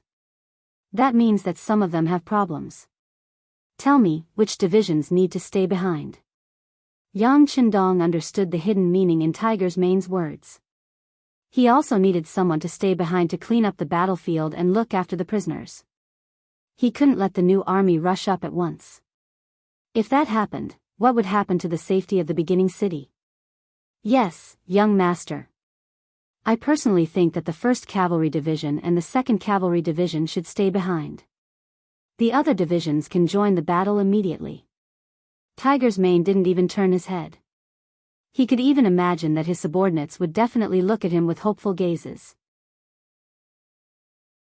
However, it was good to want to render meritorious service. However, if they didn't have enough strength and forcefully stood out, it wouldn't be meritorious service but courting death. When he mentioned the 1st Cavalry Division and the 2nd Cavalry Division, Lu Zhua and Deng Yu's expressions immediately became very ugly. However, they had nothing to say. Previously, when they were defending the city, the 70,000 soldiers that Yang Si had prepared couldn't hold on any longer. The two divisions even abandoned their horses and rushed up the city tower. Only then did they protect the city. Because of this, their losses weren't small. Now, it was most appropriate for them to stay behind to defend the city and look after the prisoners. After Tiger's mane finished speaking, no one objected. Yang Chendong knew that this should be a result that everyone could accept. He immediately said, "Very good. If that's the case, the 1st Cavalry Division and the 2nd Cavalry Division will stay behind. Heavy Cavalry Regiment, listen to my orders. You are ordered to wander around Toulouse City. If you find any Biming army that wants to come out, fight them back. If there are too many enemy soldiers, you can return to the beginning city at any time to ask for reinforcements." Yes. The Heavy Cavalry Regiment's commander, Windchaser, immediately agreed excitedly. Light Cavalry Regiment and Reconnaissance Regiment, rest for a while. After that, you will set off with this king and kill your way to the Hanoi area. This time, we will make the Wara Wara pay the price. I want Yeshen's head. Yang Chendong's voice became louder and louder as he spoke. The two commanders, Ma Xiong-shan and Ding Shan, immediately agreed loudly. As the war went surprisingly smoothly, Yang Chendong's vision was no longer limited to taking back the lost cities. Instead, he wanted to make a crusade against his enemies and opponents. And this time, his target was the leader of the Wara Wara, Yes Hen. Although Biming was also an opponent, after all, they had a deep foundation and were powerful. If he tangled with them now, he didn't know how many troops and time he would have to invest. This was not in line with Yang Chendong's current development goal. It was better to let go of the opponent first and clench his fists to deal with Yes Hen first. Of course, if Biming didn't know what was good for them and still came out to mess things up, then he didn't mind fighting a few more battles with them. The new army's military plan had been adjusted. Everyone went to prepare. Using these few hours of reorganization, Yang Chendong came to the big tent outside the city. He separately received the Far Eastern Army's commander Chen Bo, Mabei Division's commander Xian Honghai, Na Raizong, and the Mongolian generals who had joined the 5-star army. During the process of receiving them, Yang Chendong gave full recognition and praise to everyone's performance, making every general feel a sense of importance. When everyone walked out of the tent, their faces were full of satisfaction and excitement. Especially at the end, when Yang Chendong sacrificed himself to analyze the situation for them, it made them have a clearer understanding of the next step and plan. For example, the Far Eastern Army's commander Chen Bo, Yang Chendong straightforwardly asked him to rush back to the Far Eastern province. The environment there was complicated, and they couldn't lack the deterrence of the army. Of course, this time, they didn't come in vain. After the supply line was opened, soon new supplies would be sent from the sea through the Liaodong region. This time, when Chen Bo and the others returned, they could send a large number of logistical supplies back. This would play a very positive role in speeding up the development of the Far Eastern province. 6th Young Master, I will leave you a division. Next, we will deal with Yes Hen of the Wara. He is not an easy person to deal with. Of course, the more the better. I also want to let my soldiers see the true style of the 5-star Army's cavalry. Chen Bo was in favor of withdrawing the army back to the Far Eastern province. Originally, this time, he came here to launch a surprise attack and rescue the heavily injured Mo Bay City and Shur City. Now that the mission was completed, of course, he had to go back. However, he still hoped to leave a division behind so that they could learn more from Yang Chendong. In the face of Chen Bo's request, Yang Chendong thought about it for a while and agreed. No matter what, he was still the commander of an army. Moreover, he stayed in that bitter cold place all year round. If he made a request, he would have to fulfill it. After Chen Bo left a division behind, Narisong was also allowed to bring 20,000 Mongolian cavalry to participate in the next battle. Yang Chendong only had one request for him, and that was to follow orders. Since those small Mongolian tribes wanted to have a share of the pie in the war, they must obey orders and follow orders. If they couldn't do this, then they should leave as soon as possible. Now, Yang Xie didn't have to rely on these small Mongolian tribes. Chapter 1185.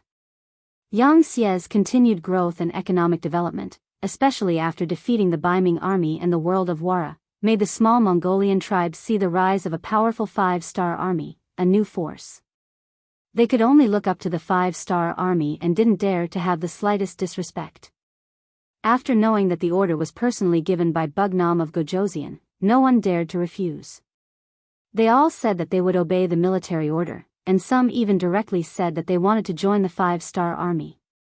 In their opinion, finding a strong backer would be more beneficial to their tribe's future development. For those who wanted to rely on him, Yang Chendong didn't have no choice but to accept all of them. He asked Yang Heir to investigate carefully and make sure that their strength could play a role before accepting them. On the contrary, some of the small tribe leaders who had their own plans were already dead in Yang Chendong's heart. For the future generations, he wouldn't allow other armed forces to exist under his rule. Even if they were to rely on him, he wouldn't allow them to join the five-star army. He also had to disrupt their original organization, which meant that he had to completely eat them up. In the future, people who joined him and rebelled often happened, and it happened more than once. It also caused a lot of headaches for those who thought that they were broad-minded. Yang Chendong didn't want to make this kind of mistake again. Either they were completely used by the five-star army, or they were completely destroyed. There was no third choice. Of course, this wasn't something that could be done just by saying it. If he wanted to do this, it would take a long time. What Yang Chendong needed to do was to shorten this process as much as possible and completely unify the entire Mongolian grassland.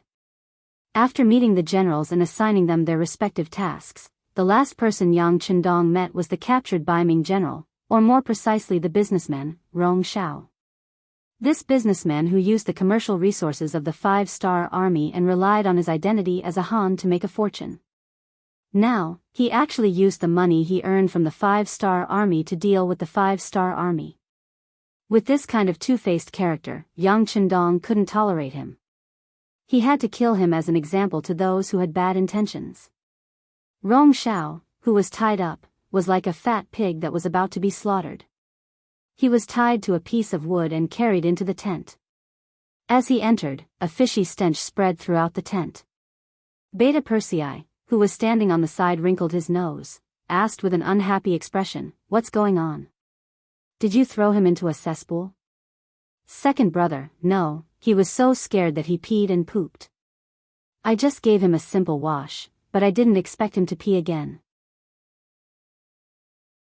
Longwei's captain, Ba Daojiang, who was responsible for bringing him in, said with a face full of disdain, "Humph.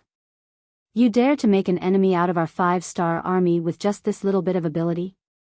Knowing that this was all because Rong Shao was too cowardly, Yang Heir snorted unhappily. Yang Chendong's expression was normal. In the past, in order to complete a mission, he had come into contact with all kinds of environments. It was just some strange smells, it really didn't make him feel any discomfort. He first looked at Rong Shao, who had fainted from fright, and nodded. "Come, wake him up." Splash. A large bucket of cold water was then handed over to Rong Shao. A wave of coldness directly stimulated him, causing him to struggle and shout loudly. "Ah! Don't kill me, I'm willing to surrender to the five-star army, I'm willing to serve the grandfathers of the five-star army." Rong Shao really didn't have a backbone. If it was said that he was tortured by Longwei for a period of time, he was already scared out of his wits at this moment, and he couldn't help but shout when he woke up. After shouting for a while, he found that no one was paying attention to him. Only then did he have the courage to open his eyes and look at the surroundings. He saw Bugnam of Gojoseon, Yang Chendong, sitting at the head of the tent, wearing a golden robe. Ah! Bugnam of Gojoseon. Rong Shao, who was once met by Yang Chendong because he was a businessman, immediately recognized Bugnam of Gojoseon's identity, and his eyes flashed with panic and surprise. Speaking of which, he felt sorry for Bugnam. Now that Bugnam of Gojoseon had found him, he was not afraid. But he believed even more that the king of hell was easy to meet, and the little devils were hard to deal with. Compared to those Long Wei who used various means to deal with him, he believed that Yang Chendong should be easier to talk to, because people with such an identity would not take him seriously. As long as the other party was happy, he might be let go like a fart. Thinking of this, Rong Xiao, who was lying on the ground, suddenly got up and came to a place 5 meters in front of Yang Chendong at a fast speed. He kowtowed to the ground. Bug Nam of Gojoseon, I was wrong. Please be magnanimous and spare my life. I promise that the Rong family will completely obey your orders in the future and work for the 5-star army. I will be your dog in the future, and I will bite whoever you ask me to. By the way, our Rong family has been doing business for generations, and we have a lot of connections in Biming. If you want to do something, we will definitely do it well and won't let you down. I only ask that you spare my life to show your magnanimity. I believe that many people will join you. Rong Xiao deserved to be a businessman. When he said these words, he didn't even stutter. It was as if these words had been rehearsed by him many times in his heart. The Rong family had indeed been doing business for generations. They had experienced being looked down upon by others at the beginning, and now they had a wide influence. Otherwise, they wouldn't have been conferred the title of general and could lead 100,000 soldiers just because they had done one thing. It was a good thing for the 5-star army and Yang Chendong to have such a congenial person. With them around, he would be able to gain a better understanding of the Northern Ming dynasty. Or if it was another person, he would nod and agree. Unfortunately, he met Yang Chendong. It was because of Rong Xiao that the new Second Army had experienced a tragedy. Even among the captives in the Battle of the First City, many people who were originally from the new Second Army had been captured. Some of them had really betrayed Biming, while some of them hadn't. It was just that the environment had forced them to work hard for Biming in order to survive. It was because of Rong Xiao that the commander and the others had experienced a humiliation that they would never forget in their lives. This kind of approach was often more uncomfortable than killing them. If it weren't for Yang Chendong's enough trust in the commander, he and the entire new Second Army would not have a good ending. It was because of Rong Xiao that the 100,000 people in Shaojing City and Jingzhou City had not seen the sun for several months. The happy smile on their faces in the past had disappeared. Instead, they were living like walking corpses. No one wanted to experience the feeling of going from heaven to hell again. It was because of Rong Xiao that the guard captain, Wu Xiaoyi, had to die to show his loyalty. Such a loyal person who protected his master was killed by this villain in front of him. It was because of Rong Xiao that the two cities had to temporarily rely on Biming in order to survive. Because of this, Biming and the War of Wara had no scruples and could besiege the first city. So many good soldiers had died tragically. It was because of Rong Xiao. There were many more that Yang Chendong didn't want to say or think about. And all of this was because of Rong Xiao's personal reasons. In the face of such a person who could be said to have committed a heinous crime, even if there was a flower in the sky, how could he forgive him? Compared to the benefits of getting along well with the Rong family, if Rong Xiao didn't die, how many people would be disappointed? How could he face the heroes who died in the defense of the first city and the soldiers of the new Second Army? Rong Xiao must die.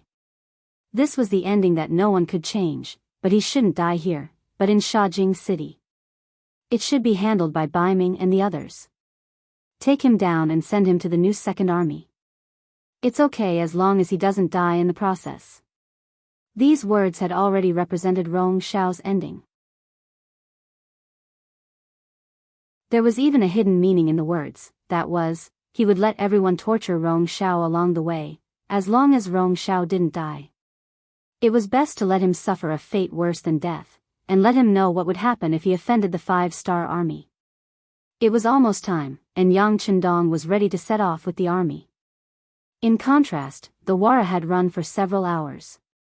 Although Tianhu and the others had already chased after them, they were alone and didn't bring enough money and food, so they couldn't be at ease.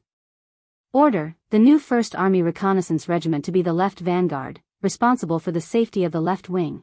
Order the new 1st Army Light Cavalry Regiment to be the right vanguard, responsible for the safety of the right wing.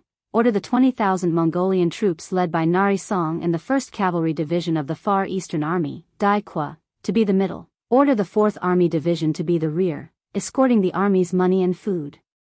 Set off. In the big tent, Yang Chendong shook his arm and shouted. More than 50,000 troops went south from the first city. Looking at the back of the army, the new 1st Army commander, Tiger's Mane, was filled with emotion. The 5-star army has completely grown up. Yes, but our future mission is still a long way to go. Yu Mian, the lord of the first city, also sighed. Don't be emotional at this time. We still have too many things to do. Reorganizing the captive army and preparing to receive the new supplies, we still need the cooperation of the army commander and the lord of the first army. Yang Si chuckled, looking quite proud. It was no wonder that he was so happy. More than 70,000 Walla cavalry, more than 90,000 Baiming infantrymen, and nearly 70,000 infantrymen from Shi Huanshan's headquarters. This was more than 200,000 troops, and now they all needed to be reorganized. This task mostly fell on him, the logistics division commander. Although the task was heavy, he was very happy. With so many troops, he could do a lot of things in the future. Don't worry, we will fully support you if you need anything. Yu Mian also said with a smile. But at the same time, he didn't forget to put forward a condition. It's just that the inner and outer walls of the first city have been damaged in this battle. With so many laborers, can Division Commander Yang Si help me? That's not a problem. We don't have anything else now, but we have people. Ha ha ha. Yang Si laughed. At this moment, not only him, but Tiger's Mane and Yu Mian also laughed together.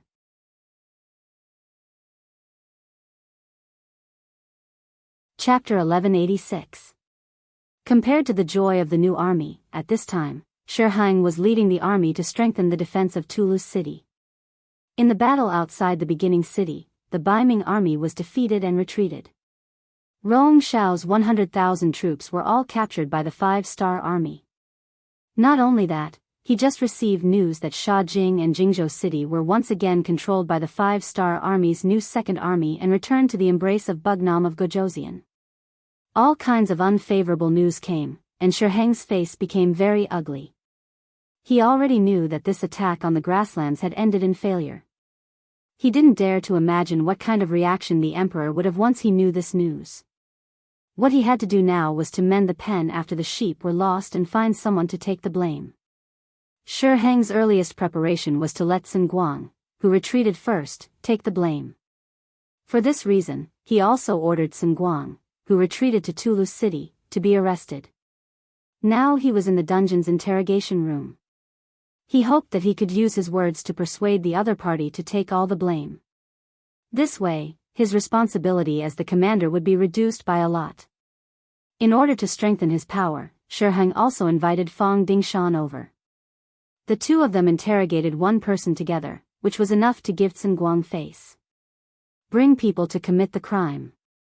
Shi Hang said with some momentum as he slammed the wooden block on the desk. Bring people to commit. Wei. Wu. The group of Yamen runners standing on both sides also shouted loudly, raising the tense atmosphere to the extreme.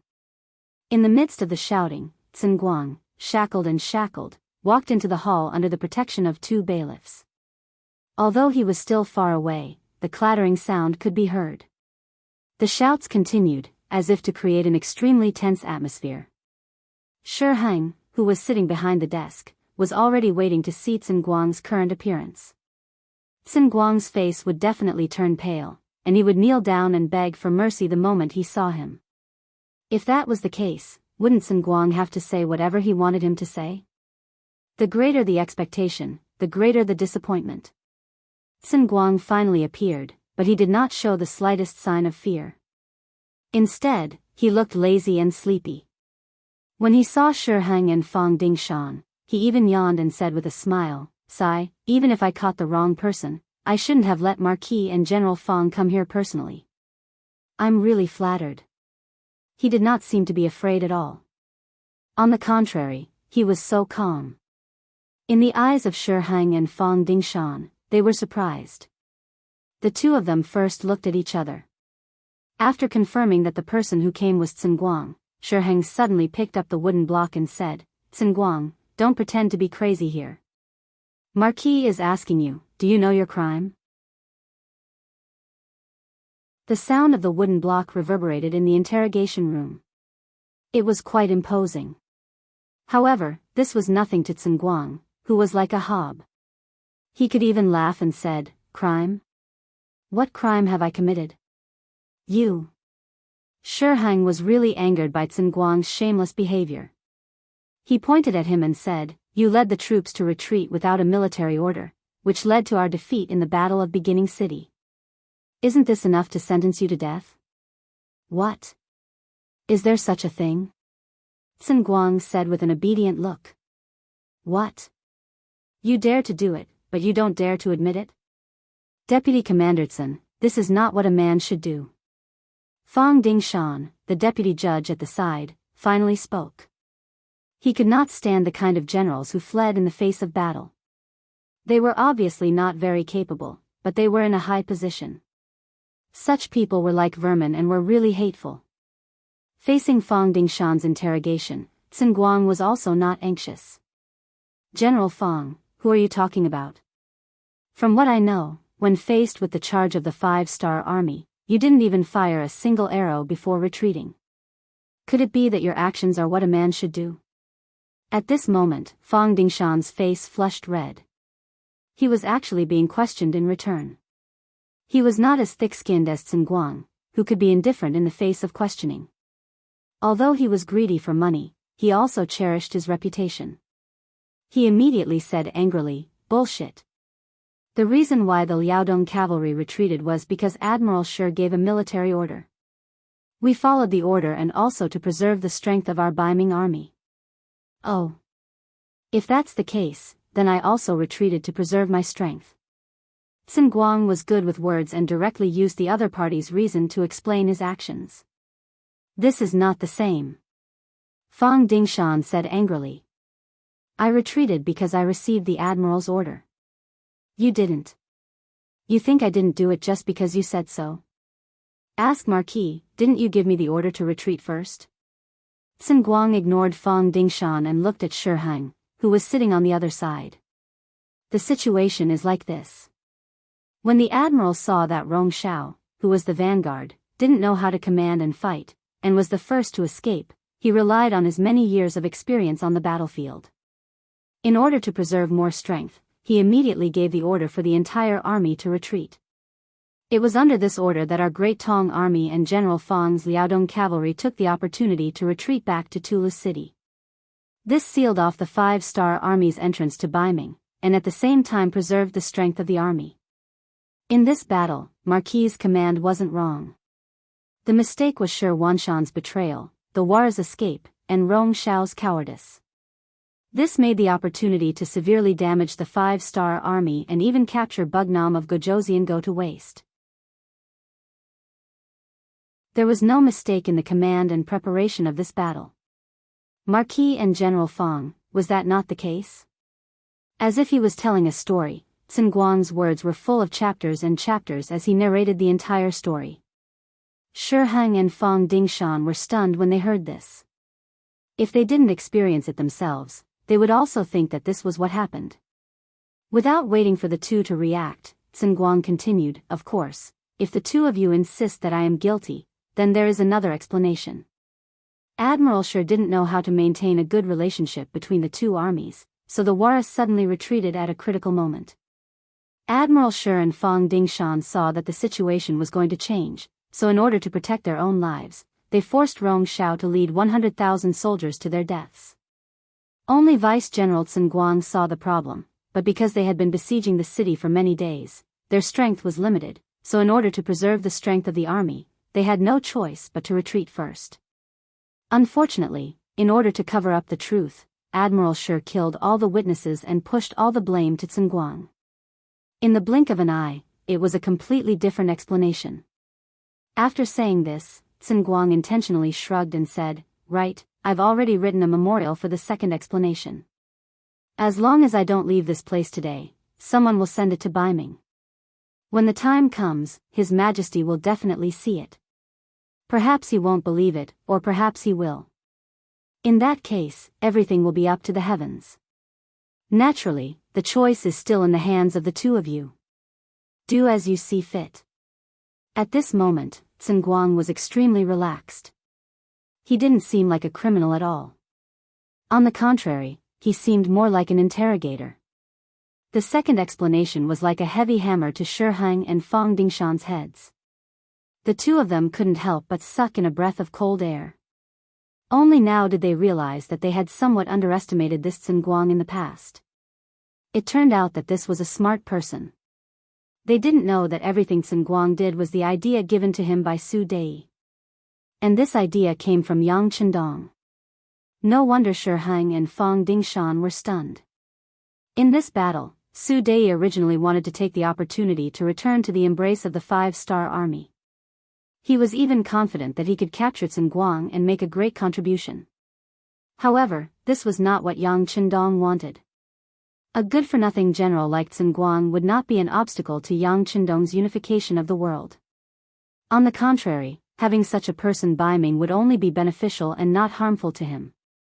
Once he captured him, not only would he not be able to severely damage the strength of the Biming army, but he would also help the other party to eliminate villains. Why would Yang Chendong do that? As for Su Dei, he played an unparalleled role in the battle outside the beginning city. It was better for such a person to continue to stay in the Biming army. At least now was not the time for him to come to the 5-star army. Of course, Yang Chendong would remember all these contributions in his heart. Once he returned one day, he would definitely give them a position that he was satisfied with. Having said that, Sun Guang's two statements entered the ears of the two generals. As long as one was not stupid, one would naturally know how to choose. Although there was a hint of being threatened, whether it was Shi Heng or Fang Dingshan, they were the kind of people who cared about their reputation. They absolutely did not want to have a scandal, let alone lose the imperial favor. In the end, the two looked at each other and laughed. Then, Shi Heng said, "Deputy Commander Sun is indeed a pillar of the country. It seems that everything is really a misunderstanding. Come, quickly remove the shackles." Sun Guang was released just like that. The explanation to the outside world was that his withdrawal was originally approved by the admiral. It was just that he withdrew too quickly, so it caused a misunderstanding. Following that, Sun Guang's first statement was written into a memorial to the emperor and reported to the Daizong emperor. The 50,000 cavalrymen of Walla were like a black whirlwind on the grassland, heading straight towards Shajing city. At the most critical moment, Yes Hen was the first to withdraw his troops. He did not dare to gamble. He did not dare to believe in his ally, the Biming army, which led to a great defeat outside the beginning city. Of course, the Biming army was defeated. They lost 100,000 troops. For Yes Hen, it was just some provisions that could not be taken away because he was in a hurry. When he returned to Hanoi and gathered his general, Bo Muir, provisions would not be a problem. Leader, the fast horse scouts reported that the 5-star army is still chasing us 50 miles behind us. They have not given up. General Chao Lu rode to Yeshin's side and reported in a hurry.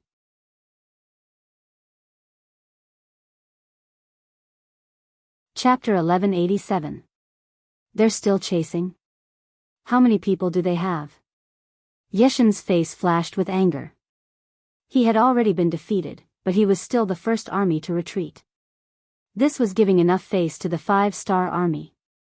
Moreover, when he attacked the beginning city, he didn't use a single soldier, saber, or sword. On the contrary, he even lost 100,000 soldiers when he attacked North Desert City. No matter how he looked at it, he was the one who suffered a loss. Why was the 5-star army so tightly holding on to him and not letting him go? Replying to the leader, they have about 50,000 people. They have more people than us. Among them, there is also the existence of the most elite existence like the 1st Cavalry Division. When Chao Lu answered these questions, he felt a chill down his spine. Unlike Bai Ming and Southern Ming, where most of the soldiers were infantry, the 1st Cavalry Division was in the limelight in the grasslands where the majority of the soldiers were cavalry. It was not something that other tribes and forces could compare to. A person's name was like a tree's shadow. For many people in the grasslands, the 1st Cavalry Division represented a destructive existence. Continue to retreat. When he heard that the other side had more people than him, and that there was the existence of the invincible elite existence like the 1st Cavalry Division, Yes Hen lost the desire to compete. He helplessly shook his head and gave the order to continue the retreat. Reporting. Just as Yes Hen gave the order, the fast horse scout in front of him came in front of him again. Reporting to the leader, there is a group of cavalry with the banner of the 5-star army 30 miles in front of us. They are blocking our way. There is a 5-star army cavalry in front of us? Yes Hen was shocked by this news. Leader, it should be the 5-star army's new 2nd army. Qiao Lu thought of something and whispered to Yes Hen. Slapping his forehead, Yes Hen nodded. That's right, it should be them. Humph, the useless Biming. After conquering 2 cities, don't they know how to completely destroy the new 2nd army? Now, they've become popular again. Yes, the Biming army is too incompetent. But Chief, now that they are targeting us, what should we do? Qiao Lu was also complaining about the incompetence of the Biming army, but now was not the time to complain. Instead, he had to face the problem. What else can we do? Let's split up and meet the enemy. The rest of the cavalry will circle around them and rush back to Hanoi. Helplessly, he said. In the past, if a mere new 2nd army dared to stop 50,000 elite cavalrymen from Wara, Yes Hen would definitely teach them a lesson. But now, he couldn't take such a risk. Once his main force was entangled with the enemy, the 5-star army cavalry would catch up to him. If that happened, he wouldn't be able to escape even if he wanted to. This was to strengthen the soil and break the wrist. Qiao Lu asked carefully, Chief, how many people should we send to meet the enemy? Everyone knew that the cavalrymen sent to meet the new 2nd army would never return. But the number of people was the key. If there were too few, it wouldn't be effective.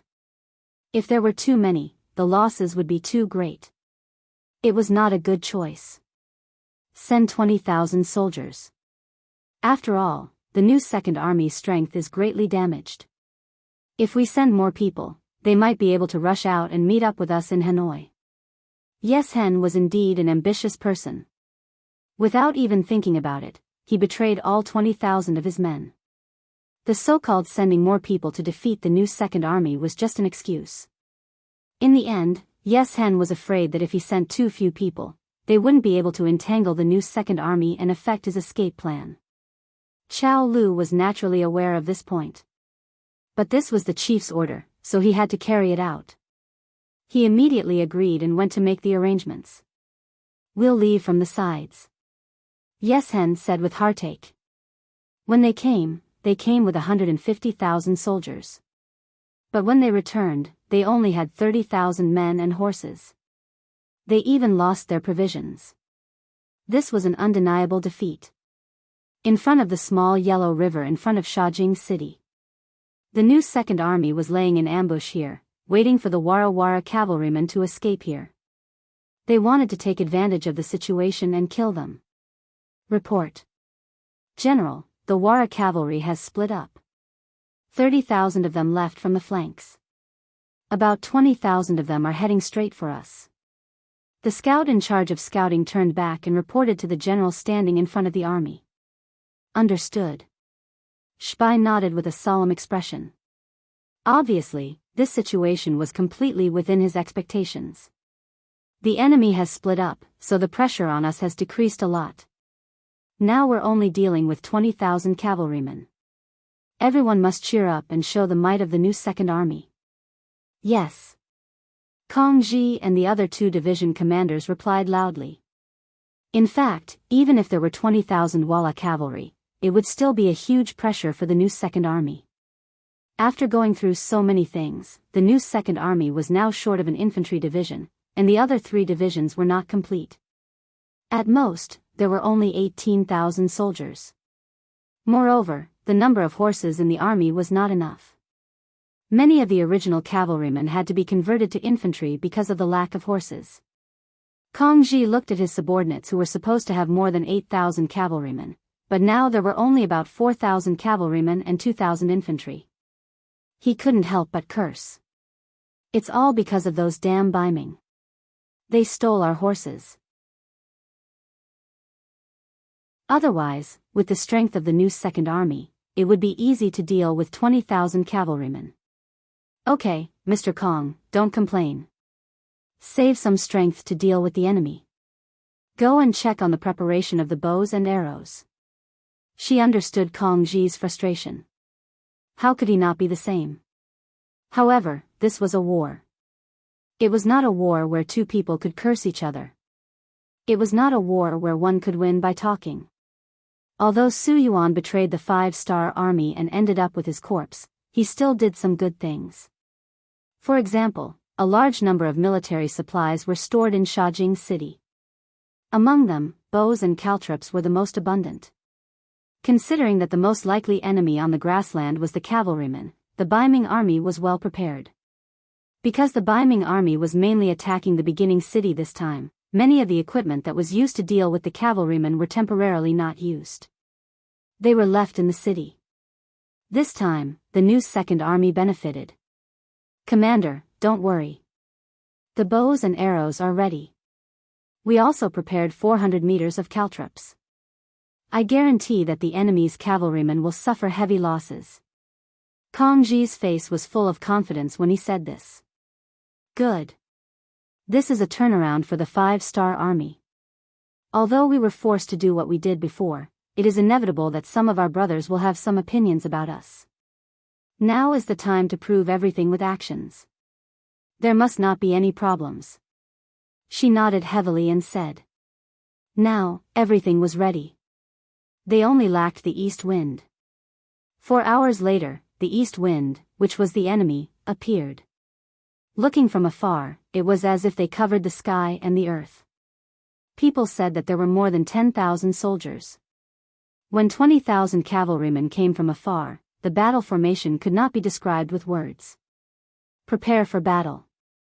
Archers, get ready. Kang Ji, the commander of the 1st Cavalry Division, rode on his horse and shouted loudly.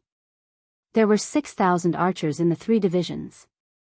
They were waiting for the enemy to arrive at the designated location so that they could launch a fatal attack. The earth shook, and shouts shook the sky. 20,000 elite cavalrymen of the Walla Empire came from afar, shouting slogans that only the people of the grassland could understand. When the distance between them was still 800 meters, they began to perform all kinds of equestrian tactical movements. They either hid their bodies on the side of the warhorse, or bent their bodies over the horse to minimize the area of their exposed body parts. Or, they knocked their bows and arrows and prepared to launch a counterattack on the horse. This was an evenly matched battle. There were no tricks to be played. The reason why it was said to be evenly matched was because the Walla cavalry had the advantage in terms of numbers. It was just that they had limited time to fight. If it wasn't for the fact that the elite cavalry of the 5-star army were rushing over, the 20,000 Walla cavalry would not have used such a method of charging. Instead, they would have attacked from the left, middle and right. Only then would they be able to maximize their advantage in numbers. However, time did not allow for it. They had no choice but to use the wolf pack tactic. The so-called wolf pack tactic could also be called a swarm. It was like a pack of wolves. Once they saw the target, they would tear it into pieces and finally complete the mission of killing and defeating the enemy. It could be said that the ancient cavalry battles were very dangerous.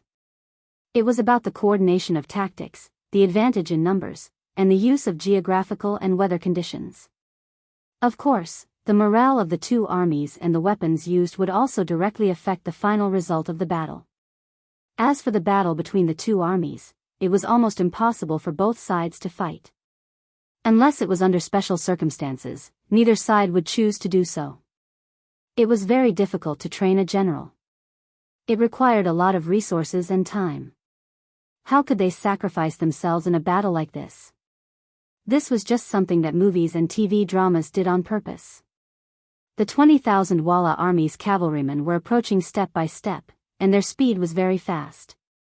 Their forces were also very scattered. It gave people a feeling that they did not know where to start. It was as if the attack was not the main point, and the attack was the main point. This was the essence of the wolf pack tactic. It made the opponent confused and could only choose to attack. In this way, if they did not deal with it well, they could be defeated like a mountain. The reason why the Walla cavalry chose to attack like this was because they had the advantage in numbers. They were thinking of ways to expand their advantage and achieve the military goal of winning the battle. Archers, scatter. 300 in a squadron, 100 in a small squad. Adopt a stacked attack. Kong Ji was not someone to be trifled with. Seeing that the opponent was about to expand their advantage in numbers, he was not willing to let it go. He immediately adopted the corresponding countermeasures.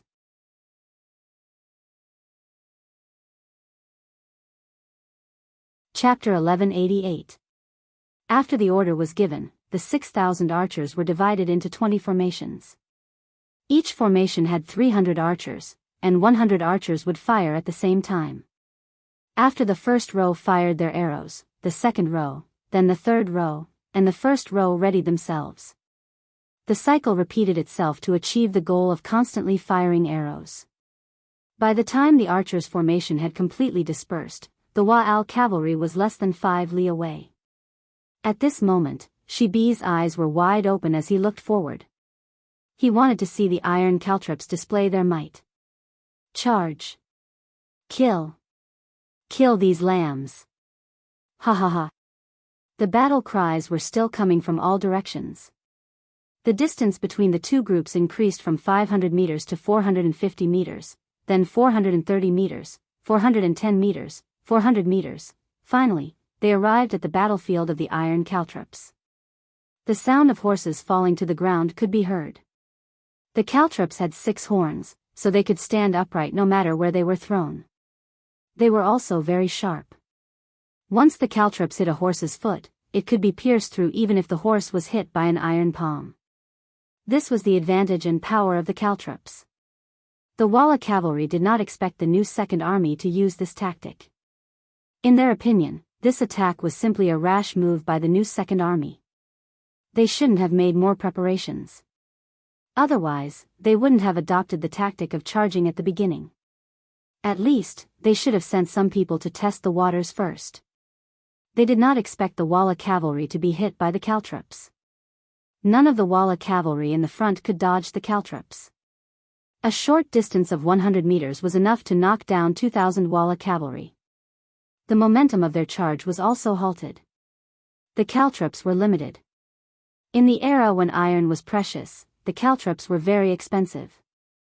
Even Biming did not prepare a lot of them. The caltrops could only cover a distance of 100 meters.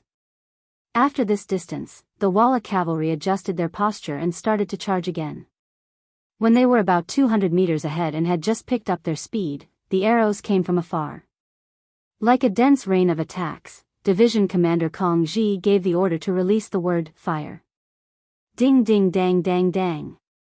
The arrows flew through the air for over 100 meters before landing on the bodies of the cavalrymen or their warhorses. In an instant, there was another scene of men and horses being thrown off their feet. At least 1,000 cavalrymen fell to the ground from the arrows. Cavalry, get ready. Seeing that the 2 waves of preparation had the effect of injuring and obstructing the enemy, Kong Ji's heroic spirit soared. After a shout, he pulled out the sharp saber on his body. Tip of the arrow, charge at the enemy formation. Archers, use protective fire. Charge. Kong Ji, who was issuing military orders, was the first to rush out of the battle formation. This also meant that the new Second Army's counterattack had officially begun. Relying on the caltrops and archers to obstruct the enemy, they effectively suppressed the Walla cavalry's advance. Kong Ji gave the order to launch an all-out attack. It could be said that he grasped the timing very well. Seeing all this, Songbi nodded in satisfaction. Songbi clenched his fists tightly because he knew that what happened just now was just a small trick.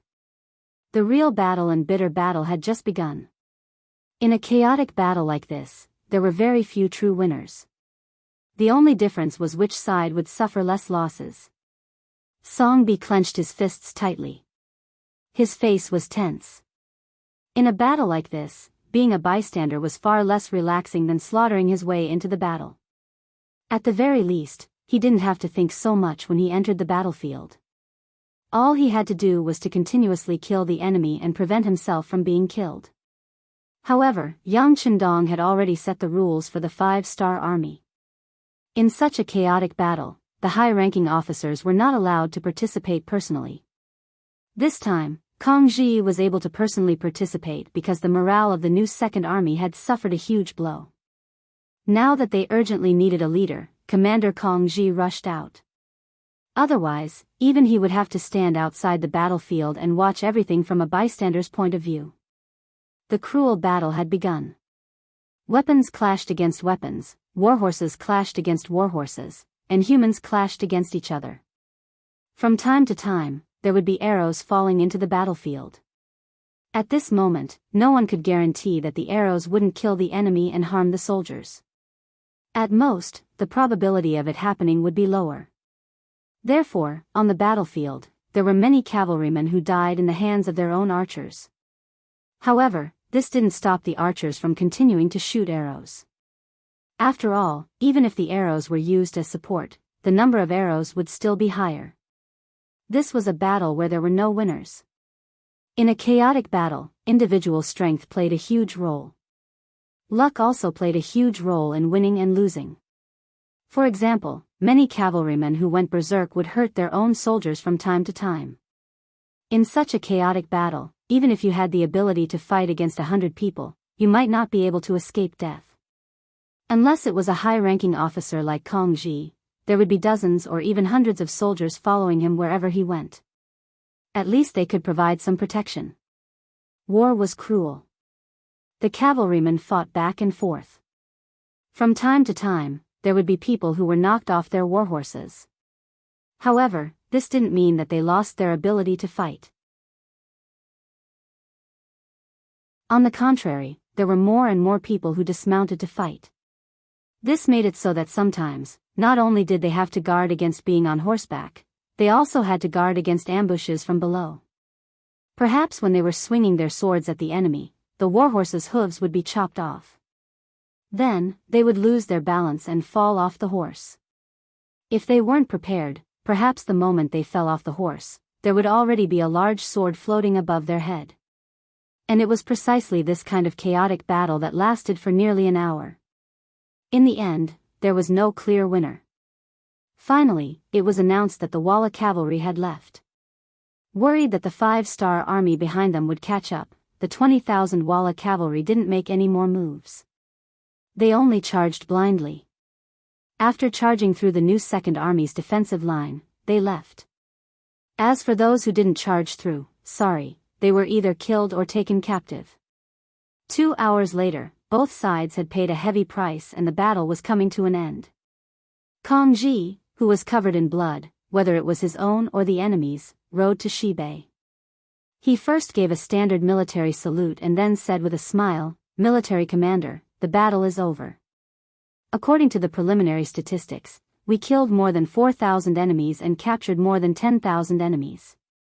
Only 5,000 of the enemy's cavalry managed to escape. We lost more than 2,000 people and 5,000 injured." After saying this, Kong Ji's left arm suddenly bled a lot. This was the mark left by the Walla cavalry's scimitar. I wasn't paying attention and was stared at by mosquitoes. Regarding this, Kong Ji said with a look of indifference.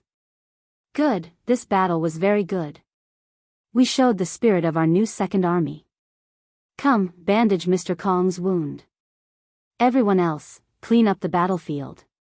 Seeing that the blood was still flowing and didn't seem to have any intention of stopping, Shibi hurriedly shouted.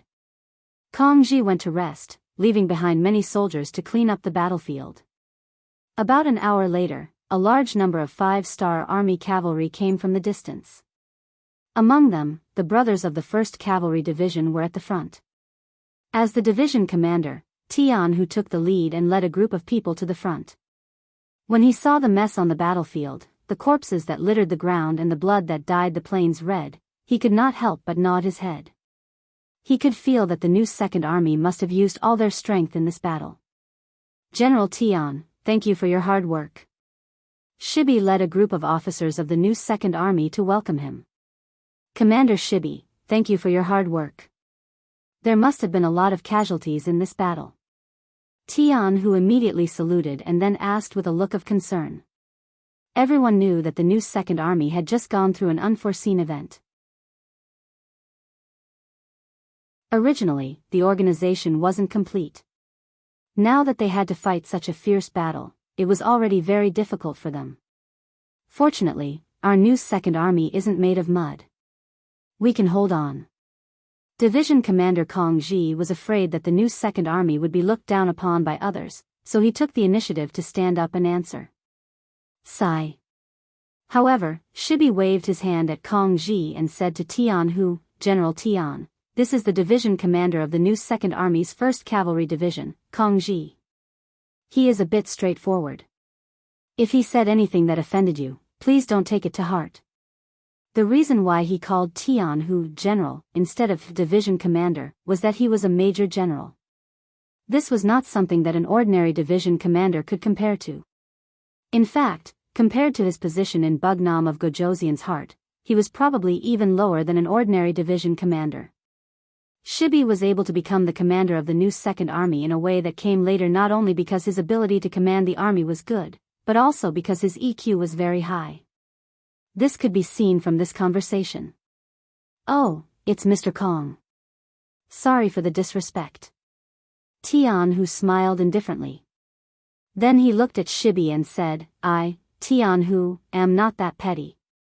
We are all comrades, so I won't take it to heart. And I really admire the new Second Army.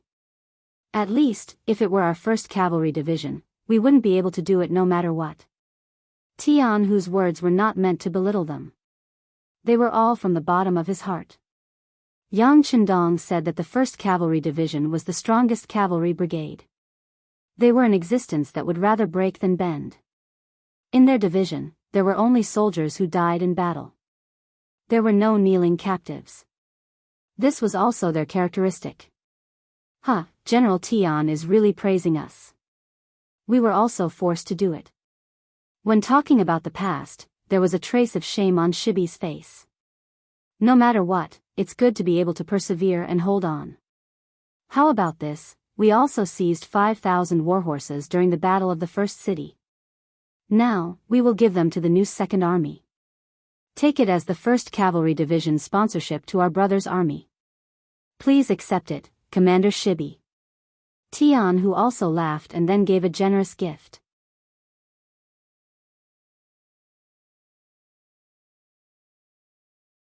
Chapter 1189.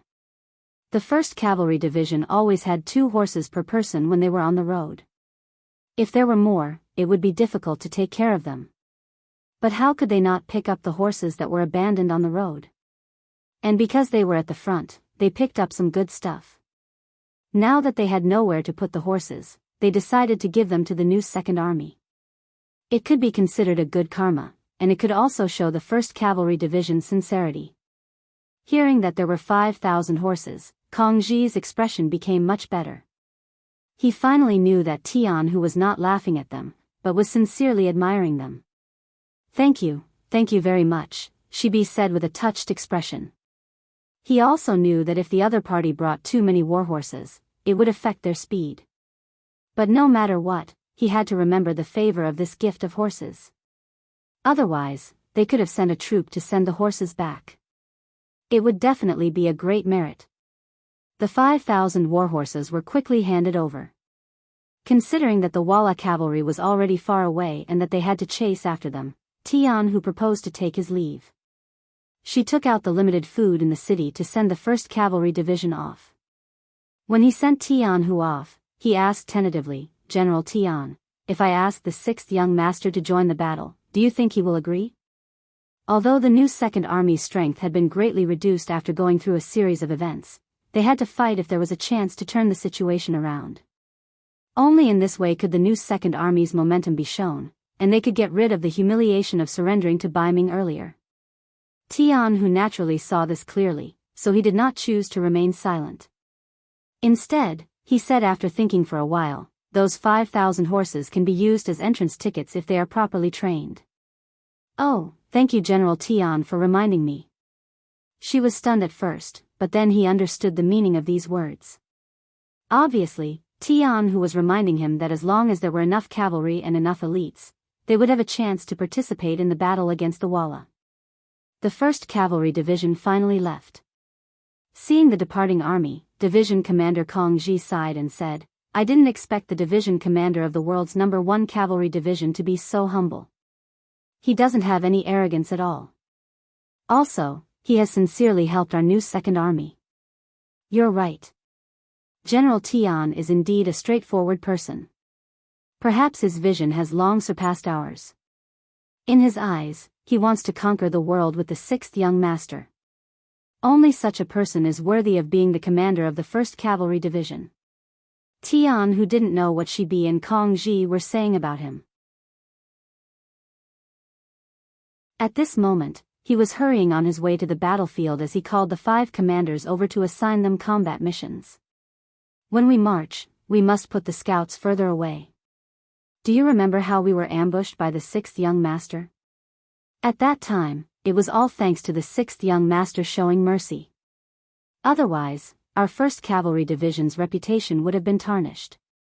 Therefore, I want to tell everyone that there's always someone better than you. Any actions or thoughts that look down on your opponents are unacceptable. If anyone dares to have such thoughts, then get out of the 1st Cavalry Division. We don't accept people who are arrogant and have no ability." When he said this, Tianhu's face was solemn, and he was very serious. This was also a problem that he had just discovered. When he was in Shaojing City, facing the new Second Army, which had a history of repeated failures, his soldiers showed a sense of superiority. They didn't pay attention to others when they spoke, and some of them didn't even talk to others. This made the officers of the new Second Army feel very embarrassed. But from beginning to end, the commander-in-chief had never once complained to him. Just because others didn't complain didn't mean that it didn't happen. At that time, Tianhu considered that this was an internal matter of his division, so he didn't say anything. Now that he finally had the chance, he couldn't hold back and vented his anger to the 5 regimental commanders. "Don't think that you're the best in the world. What did we rely on to have our current achievements? It's our comrade in arms, the 6th young master, who gave us preferential policies. Think about it. When did we not choose first when there were good soldiers? When there were good equipment, we didn't use it first. When there were good horses, we didn't choose first. Even if there were good food and drinks, we were the first to choose first. With this kind of full protection, even if we didn't do it, there would still be others who would do it, and they might even do it well. Therefore, everything that we have now has absolutely nothing to do with our own efforts. Do you understand? Regimental commanders, go back and check yourselves. When you rest during the march, you'll start criticizing and self-criticizing activities. If there's anyone who doesn't have a deep enough understanding, you'll have to help them understand. If they don't change, they'll be kicked out of our 1st Cavalry Division. Alright, there's no room for discussion on this matter. You can organize yourselves. However, I'm going to do a spot check to see which regimental commanders didn't do well. I won't find trouble with the battalion commanders, company commanders, platoon commanders, squad leaders, or soldiers. I'll only find you regimental commanders. If you don't meet the standards, I'll consider requesting the 6th young master to transfer you out of the 1st Cavalry Division after the war." His words were ruthless. Directly transferring out of the 1st Cavalry Division was tantamount to cutting off his future path of advancement and hope. The regimental commanders who originally didn't care much about it immediately became more serious. Especially the 1st Regiment Commander Taimu, and the 3rd Regiment Commander Hu Bo, They were both uncouth men who didn't care much about this kind of ideological education. Just now, they were thinking of going through the process to get away with it. But now, they didn't dare to have such thoughts anymore. Everyone knew that if they were really kicked out of the 1st Cavalry Division because of this matter, they wouldn't have the face to see anyone. Even with their contributions, if they were to go to other divisions, it would be difficult for them to raise their heads. In this meeting, Tianhu was just expressing his thoughts. However, he didn't know how important this meeting was to the future development of the 1st Cavalry Division. This was equivalent to making up for their biggest shortcoming. When courage and carefulness were combined, when courage and modesty were combined, when powerful combat strength and a strong heart complemented each other, they would become the most difficult opponent to defeat. During the Ming Dynasty, Ili Belly was a part of the Chagatai Khanate of the Yuan Dynasty. Crooked Thoughts became its first king. He moved his people west to the Ili River Valley, which is the current Yining region of Xinjiang, and changed the name to Ili Belly. Ili was another transliteration of Ili, and Belly referred to Bali. In 1432 AD, Crooked Thoughts died, and his descendants fought for the throne. The country split into Ili Belly, Yarqiang, and Turafan. One of the descendants still used the name of Ili Belly, and became a subordinate country of the Ming Dynasty. Yarqiang was south of Tian Shan, east of Tsong Mountains, and west of Boston Lake. The other was centered around Turafan. Ili Banli King Bao lied. The thing he wanted to do the most in his life was to reunite Ili Banli and bring the legacy of his ancestors to greater heights. For this, he did not hesitate to lower his head to the Ming Dynasty and even used Alipo to develop and strengthen himself. In history, Alipo did well, helping King Bao Lide make Ili Belly strong, and he became the leader of the three. Even after he grew old, Ili Belly lasted for dozens of years before dying. However, in this life, Yang Xie's sudden rise, especially the rapid development of the 5-star army, changed the original history. Especially after the battle with the 5-star army, Ili Belly had lost a lot of soldiers and generals, and their strength had been greatly reduced. 80,000 of the original 230,000 troops had been eaten, and now there were only 150,000 left. Even though during this period of time, under Alipo's hard work, he had recruited 50,000 new troops, and the size of the army had reached 200,000. However, compared to before, it was not as strong as before, and it attracted the attention of Yarqiang and Turafan. This made King Bao Lide sigh, as he was getting further and further away from his life goal. When it rains, it pours. On this night, it was raining heavily outside the palace. Hurried footsteps could be heard coming from the depths of the palace. A bolt of lightning flashed and illuminated the figure of this person. Who else could it be but Prime Minister Alipu? The person who came was Alipo.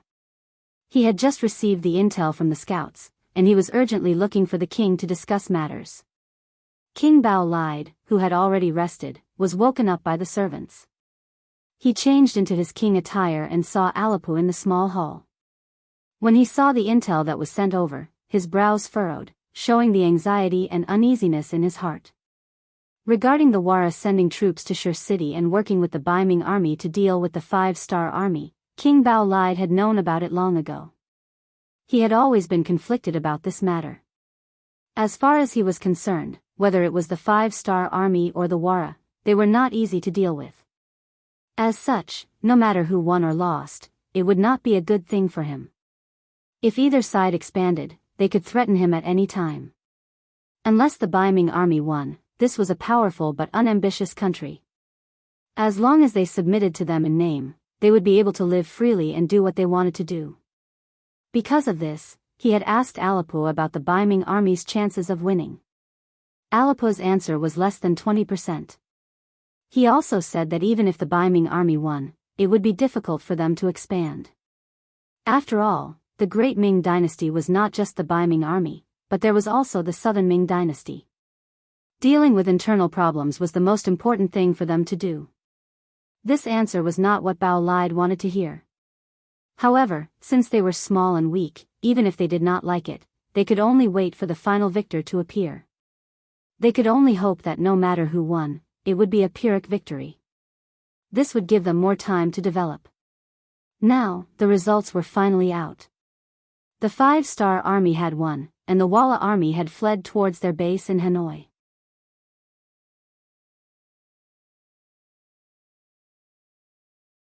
Chapter 1190. King Bao lied didn't expect this. What he didn't expect was that the 5-star army actually chased after them for thousands of miles without any intention of stopping. This naturally caught his attention. The Han people had a saying, without the lips, the teeth will feel cold. Hanoi was too close to Ely.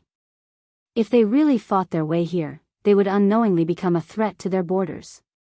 If that really happened, the 5-star army would probably attack them. If that was really the case, they had to prepare in advance. Apu appeared here to talk about this matter.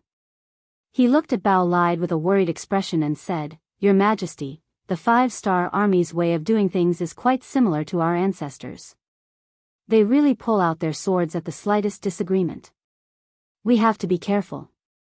Normally, the most important thing between countries was politics. When there was no way to make peace, only when things escalated to the extreme would there be war. This was also the norm when countries interacted with each other. Usually, they would scold each other, but they wouldn't easily send out their troops. That would be a sign of wasting people's money and causing the economy to deteriorate. Everyone understood this principle.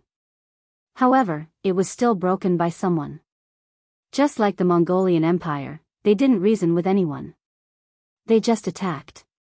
Often, when countries were still waiting for diplomatic communication, the Mongolian cavalry had already killed their way into the city. This was also one of the reasons why the Mongolian Empire was able to occupy so much territory in such a short period of time. After all, many people couldn't understand the way they attacked without saying anything. In comparison, the 5-star army was very similar. They also sent out their troops without saying anything.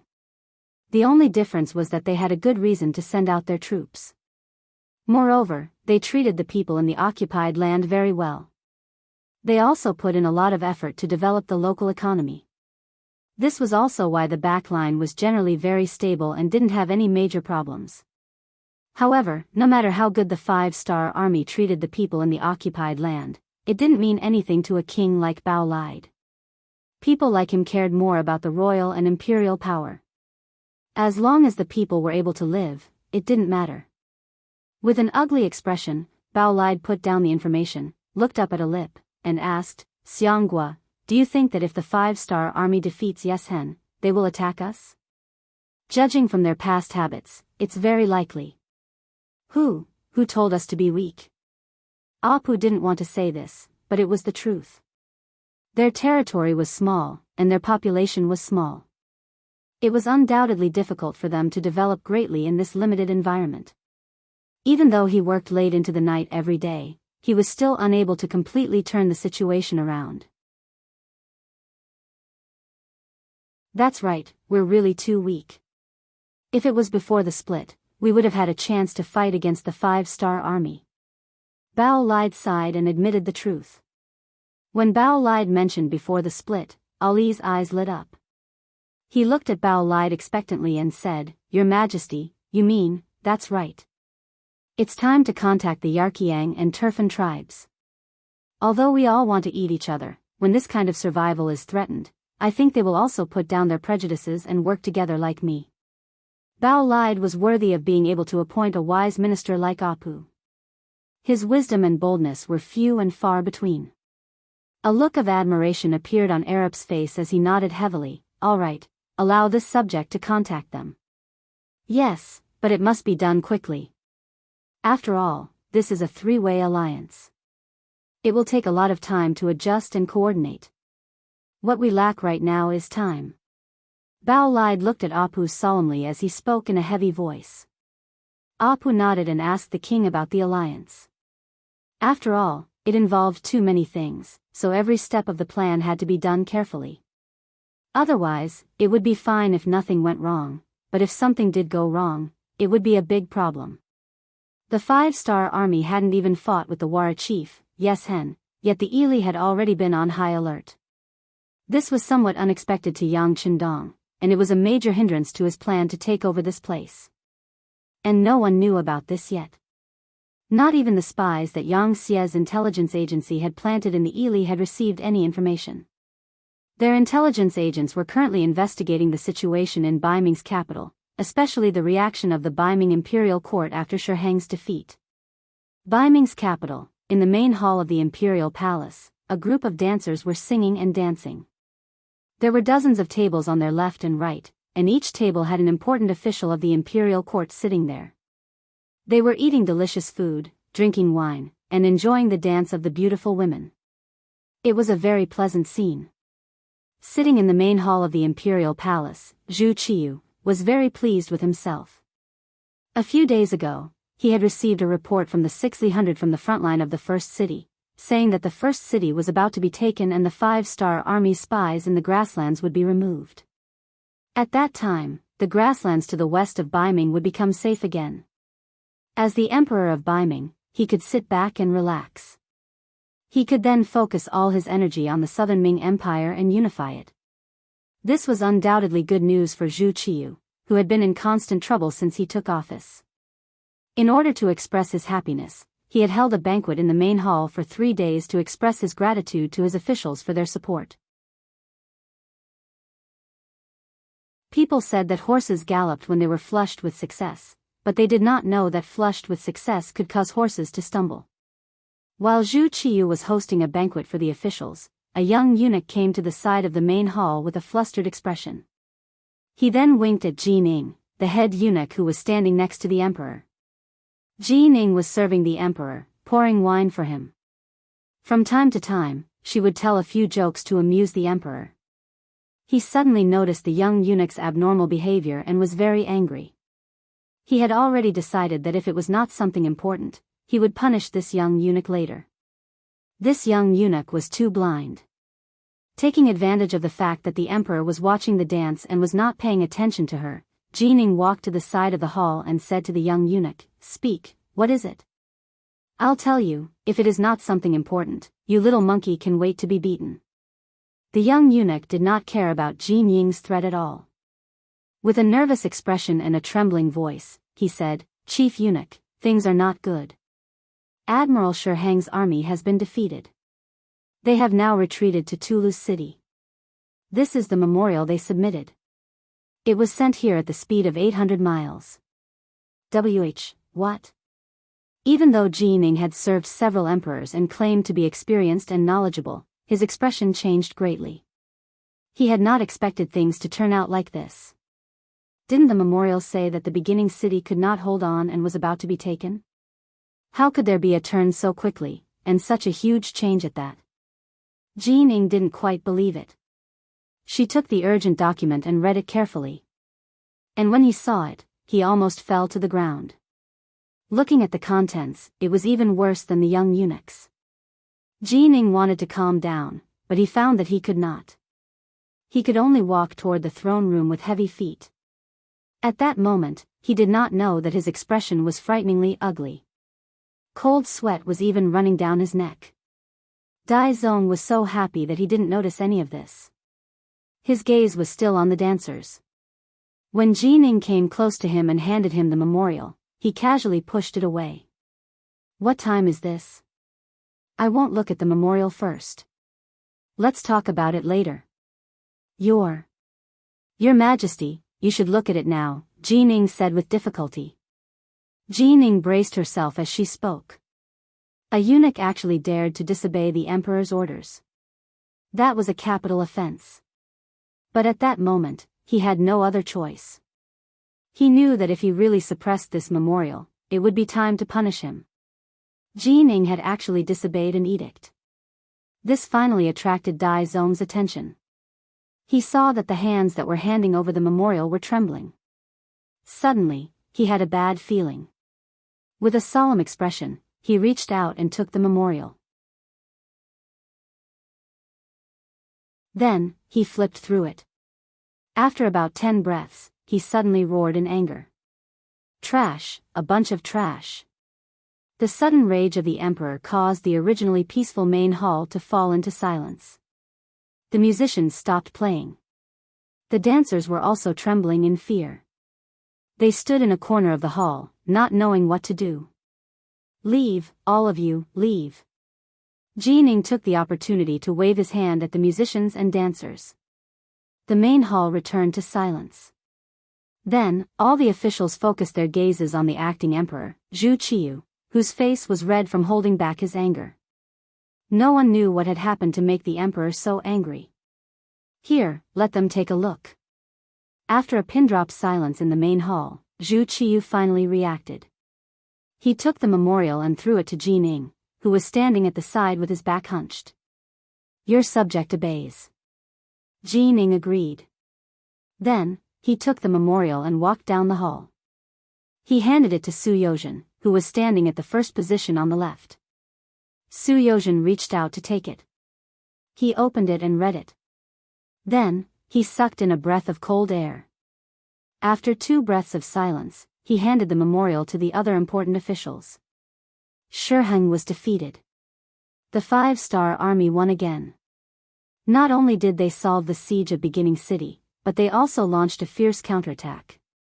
When it rains, it pours.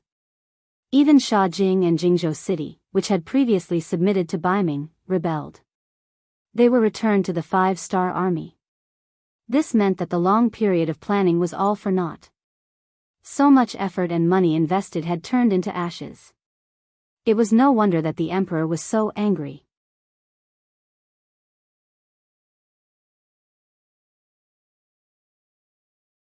Chapter 1191. A few moments later, many of the officials who had read the memorials had grave expressions. They could clearly see the severity of the situation. Many of them were even thinking, if the 5-star army used the momentum of their victory to suddenly attack Toulouse City, what would they do? Would Shiheng, who had already suffered defeat, be able to defend the city? If he couldn't defend it, once the 5-star army broke in, the Baiming army would be forced into an internal battle. This was an extremely dangerous matter. Once Baiming's capital was attacked, it would affect their own interests and safety. The officials had no choice but to take this matter seriously. Of course, there were also people like Su Yozhen, who had long since submitted to Yang Qindong. He pretended to have a grave expression on his face, but he was actually very happy on the inside. For him, once the 5-star army entered the city, he would openly become a high-ranking official of the Yangtze. He might even be treated even better. You've all read it. Tell me, how should we deal with this? During this time, Zhu Qiyu had already steadied her mind. When she looked at the ministers, her eyes were full of hope. Your Majesty, Toulouse City is a gateway. We can't lose it. Your Majesty, Shiheng's defeat cannot be avoided. He should be heavily punished and replaced with a new commander. Your Majesty, the 5-star army is coming with menacing momentum and cannot be resisted. There is no harm in sending someone to talk to him and see if he can be persuaded to withdraw. Your Majesty, after Zhu Qiyu asked this question, there were all kinds of comments below. There were all kinds of suggestions, which made people feel a little dizzy after listening to them. Zhu Qiyu had no choice but to roar, enough. All of you, shut up. We are the emperor, and Yang Qindong is just a lowly bugnom of Gojoseon. We even conferred him the title, so how can we lower our heads to him? Let's not talk about peace talks anymore. As for replacing the commander, do you have any suitable candidates in mind? After expressing that he would not lower his head to Yang Qindong, he asked about the candidate for the new commander. At this moment, the entire hall was so silent that a pin drop could be heard. Although Shiheng was a little greedy for money and power, it had to be said that he still had some skills in war. Moreover, over the years, he had already built up enough prestige in the army. How could Baiming have a backup for such a handsome man? Now that it was said that there was a change in leadership, who would be able to take on this important responsibility? After asking, there was no response for a long time. Zhu Qiyu knew that it was impossible to change the commander. In this case, he had to settle for the second best and said, everyone has read the memorial. Although Marquis Wuxia has the leadership responsibility this time, he is not the main reason. He is still in his position. Let's forget about the proposal of changing the commander. Now, let's talk about the problem of how to defend Tulu's city first. If anyone has any opinions, feel free to raise them. Zhu Qiyu also knew that there were people in the imperial court who had a close relationship with Shiheng. If he showed that he wanted to change the commander or did not trust him, these words would inevitably spread out. This would have a negative effect on his control over Shiheng. This was not what he wanted to see now. Naturally, they would be punished after losing the battle. However, how to punish them and when to punish them still needed to be discussed at length. At least in the current situation, they absolutely could not be punished. Not only that, they also needed to be rewarded to stabilize the people's hearts. This was the so-called way of using people. Send troops, a large number of reinforcements. Don't we have millions of soldiers in training? Pick some of the elites and send them to Tulu's city. No matter what, we have to defend it. With the high walls and thick city walls, we can fight an offensive and defensive battle like the first city. As long as the battle lasts for a long time, with strong strength, the 5-star army will be defeated in the end. The Minister of War, Yi Ming, stood up and put forward his own opinion. As the Minister of War, Yi Ming's authority was even greater than that of the previous Minister of War. This was all because Biming took on a large number of training troops to prepare for war. Anyway, he was very comfortable and proud as the Minister of War. Yes, Minister Yi is right. I think that not only should we send troops to defend the city, but we can also find an opportunity to fight outside the city. In this way, we may be able to catch the 5-star army by surprise. It is not impossible to regain the initiative on the battlefield. Your Majesty, no matter what, the first city has been besieged for a long time. After such a long defensive battle, its strength should be at its weakest. We can't miss this opportunity. Grand Young Master Fu, Grand Scholar, and Minister of Justice Su Yozhen also stood up and put forward their opinions. Hearing that they would take the initiative to attack and catch the 5-star army off guard, Zhu Qiyu's eyes couldn't help but brighten. He looked at Su Yozhen with admiration and said, Minister Su's words are reasonable. Minister Yi, we might as well do it. Inform Shiheng to find an opportunity to fight outside the city. Yes. Yi Ming immediately agreed. The originally celebratory court banquet thus ended. Everyone had a lot on their minds. They only hoped that Shiheng could turn the tide and allow them to continue to abuse their power in the capital. However, when one official walked out of the hall, he was extremely worried. He was the Minister of Revenue, Jin Lian. As the saying goes, before the troops and horses move, the provisions move first. Once he increased the number of troops sent to Tulu, it would involve tens of millions of money and provisions. This was his responsibility, and also his source of worry.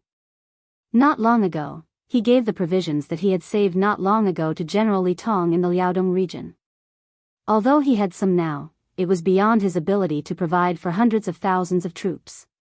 In the face of such a large army that suddenly set out, where would he get the provisions? It was about to enter autumn. This year's provisions had not been completely conquered. If the army's expedition was delayed because of this, wouldn't he be a sinner? After leaving the imperial palace, Jin Lian gravely said, Come on, let's not go back to the residence. Let's go straight to the Su residence. In the end, he decided to discuss this matter with Su Yozhen. Back then, it had been Su Yozhen who had suggested that he send provisions to Li Tong. Now that there was a problem, he naturally wanted to hear his opinion. Within the Su residence, Su Yozhen had only just entered when the steward came to report that the Minister of Revenue, Jin Lian, had arrived and was waiting outside. Oh. So fast.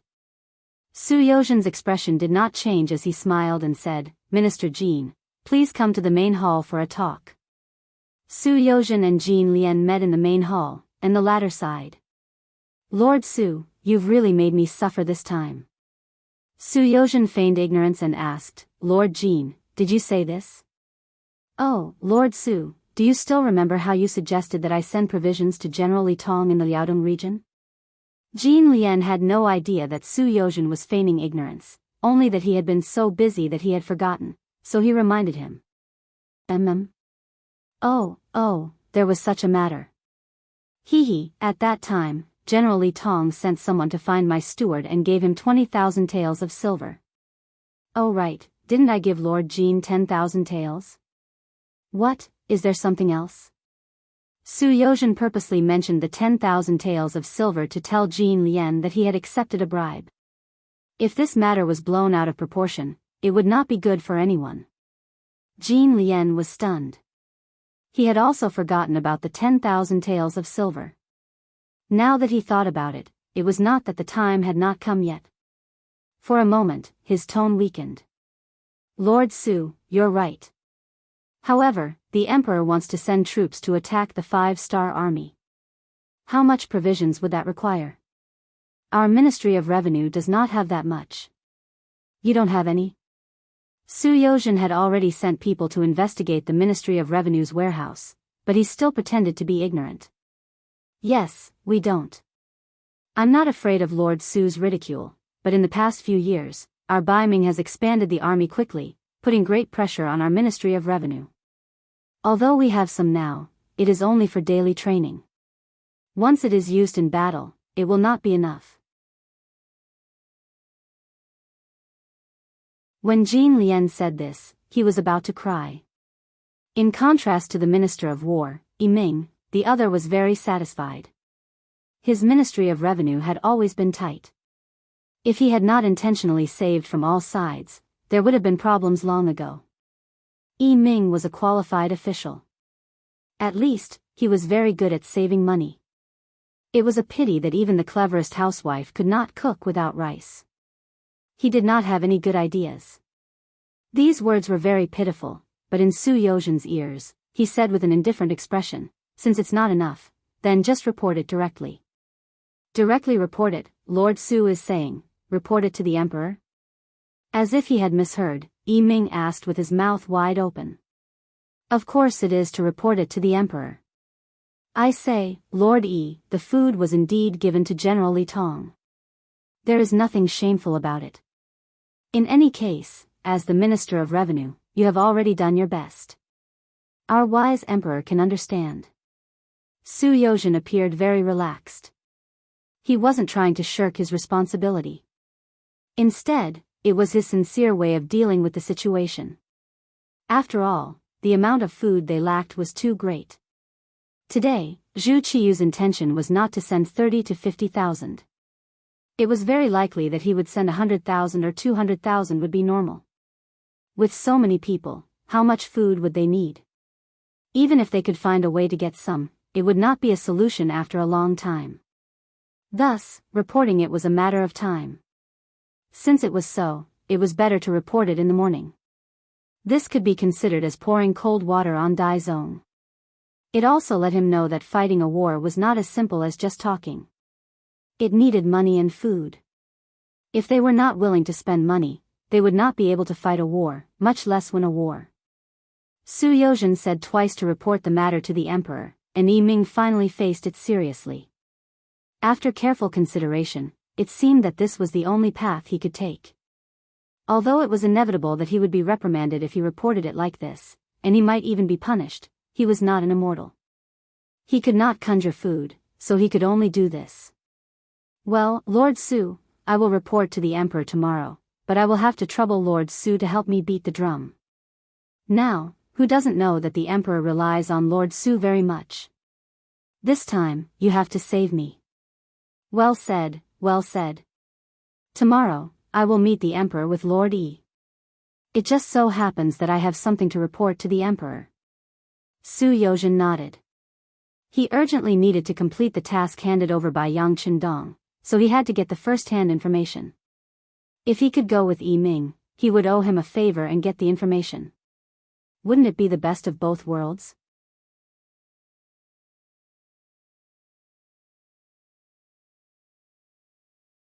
Chapter 1192. Most importantly, he could also take the opportunity to persuade Dai Zong to be cautious. Yang Qindong said that they only needed to wait for 2 more months and the safety of the beginning city would be impregnable. At that time, even if Biming sent out an army, they would not be afraid. Although he did not know why all of this was done, since Yang Chendong said it, Su Yozhen could only choose to believe it. Furthermore, he only needed to delay the northern Ming dynasty for 2 months. This was not a difficult task. With Su Yozhen's guarantee, Yi Ming left with satisfaction. However, what was unexpected was that the next morning, Yi Ming went directly to the entrance of Su Mansion and acted as if he wanted to accompany Su Yozhen to the court. It was obvious that he was afraid that Su Yozhen would find an excuse to run away. "Lord Yi, you don't believe me." After leaving the mansion and seeing Yi Ming's sedan, Su Yozhen knocked on the other party with an unhappy expression. I'm sorry. I need Lord Su's help. Please forgive me. However, Lord Su, don't worry. After today, I will definitely apologize to Lord Su. You see." Yi Ming showed a pitiful look and looked at Su Yozhen with a sad gaze. "Then let's go." Su Yozhen pretended to be in a difficult position and said. However, when he returned to the sedan, his face was not ugly at all. Not only that, but he was also a little excited. Being able to build a good relationship with Yi Ming would only be of great help to him in understanding Bai Ming's economic strength. This time, the other party owed him a favor. In the future, when he inquired about some things, it would be easier for him to get information. The 2 ministers of the imperial court entered the palace together and participated in the court meeting. After the meeting, the 2 of them went to the back hall to meet Zhu Qiyu. In the back hall, when Yi Ming and Su Yozhen had just knelt down, Zhu Qiyu took the lead to speak. "Minister Yi, you have to hurry up and prepare the amount of money for the army mobilization. Before the army is mobilized, the provisions have to be prepared first. Your responsibility is great. Your Majesty. I'm guilty." Yi Ming's face was full of sadness. If one looked carefully, one would see that his eyes were a little red. At this moment, Yi Ming's appearance definitely had the potential to become a movie star. "You're guilty? What crime is there?" Zhu Qiyu looked at Yi Ming, who was still kneeling on the ground, and had a bad feeling. "Your Majesty, it's like this. The grain reserves of our Ministry of Revenue are not enough to support a large-scale war.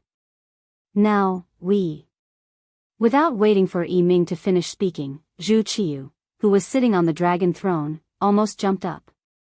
"What did you say? There was no more food? Where did they go? Wasn't last year's harvest pretty good? I remember that the price of food is not high. Don't you know how to collect more?" They were about to send out their troops, and now Yi Ming was telling them that they didn't have any provisions. Wasn't this just tearing down their stage? How could he not be angry? Seeing that the emperor was indeed infuriated by the dragon debate, the kneeling Yi Ming hurriedly explained, "Yes, your Majesty is right. Last year's harvest was good, and the price of grain wasn't high, but we weren't the only one collecting grain. Many big clans and merchants were also collecting grain. Their prices were even a little higher than the government, so most of the grain was taken away by them. The common people often said that it was hard for the people in bad years, but it was even harder for the people in good years. This was referring to the problem of grain prices. When the harvest was bad, grain production was low, and grain prices were high. Other than handing over their grain, the common people had nothing left.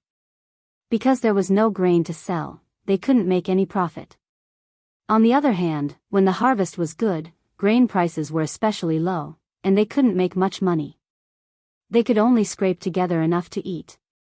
This was the common people's sorrow. Compared to those big families, they were different. When the price of food was low, they would buy in large quantities and hoard them. Then, when the price of food was high, they would sell it in exchange for a large amount of money. It was difficult to say that they would suffer a loss. Over time, they relied on this kind of business to make money, and their hearts became wild. It developed to the point where they fought with the government to buy grain. The same grain, different prices. Farmers would definitely be willing to sell to the side with a higher price. This also caused Yi Ming to not be able to buy much grain. Taken away.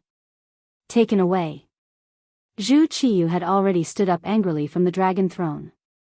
Then, he kept pacing back and forth to show the anger in his heart. As the emperor, he was actually aware of the grain problem. He was even aware of who was stirring up trouble and reselling the grain. However, the influence of these people wasn't small. Once they joined forces, it would involve many aspects, to the point that he couldn't help but be afraid. This was also the reason why he couldn't do anything even though he knew that someone was collecting grain. Is it possible to buy some grain from those people at a fair price? After pacing back and forth a few times, Zhu Qiyu suddenly turned around and asked the kneeling Yiming. Your Majesty. With a bitter expression, Yiming said, it's impossible to buy grain at a fair price. Adding some money shouldn't be a problem. After all, they are Biming subjects. They should also contribute to Biming. And then how much money do you need to add? Hearing that there was a way, Zhu Qiyu's face revealed a trace of expectation. This. Yiming didn't immediately answer. Instead, he calculated in his heart. Then, he raised his head and stretched out a hand. 10%? When Zhu Qiyu saw that it was only one hand, his expression became much more relaxed. No, it's 50%. Yiming opened up his hand as he spoke. At this moment, there were 5 hands. What? They are profiting from the country's crisis. They are forcing me. When he heard that it was 50%, Zhu Qiyu immediately became unhappy. As a result, the original 30,000 jin of grain could only buy 20,000 jin. This price difference was too high. Zhu Qiyu cursed these profiteers and rich families in his heart. However, he didn't have any better methods to deal with them. Who asked these people to exist to represent the interests of too many people? Once he lost the support of these people, it would be hard to say if his throne would be stable. Unable to make an example out of these people, Zhu Qiyu could only lower his tone and ask, is there any other method? No. His head shook like a rattle drum. Yiming continuously shook his head. If he really had a better method, he wouldn't have come here to be scolded. If there isn't, then what are you doing as the Minister of Revenue? Finally, the thunderous anger that Yiming imagined appeared. At this moment, he lowered his head and gave a look to Su Yozhen who came with him. This was the time to see the use of an alliance. Su Yozhen had been waiting for an opportunity. If he didn't let Zhu Qiyu understand some things, it would be hard to say what he wanted to say. Seeing that the time had come, if it was any later, Yiming might be punished. If another Minister of Revenue came up, it might not be beneficial to his work. He finally slowly raised his head, holding the ceremonial tablet in his hand, and said, Emperor, please calm down. This subject has a way to solve the food problem. Zhu Qiyu, who was really angry, even wanted to punish Yiming. Su Yozhen's words instantly extinguished a lot of his anger. Beloved Minister Su, you said you have a method? That's right. Although this subject's method can't solve the problem immediately, we only need to wait for a month or so. When this year's rations arrive, the problem will be solved. Su Yozhen raised her head and spoke with a righteous expression. Wait for more than a month? Zhu Qiyu repeated after hearing that. Yes, it's only a month. It won't delay the army's departure. Saving this time can save us a lot of money. No matter how you look at it, it's a profit. When the time comes, we can use the same price to compete with them. I believe the people will support the government more.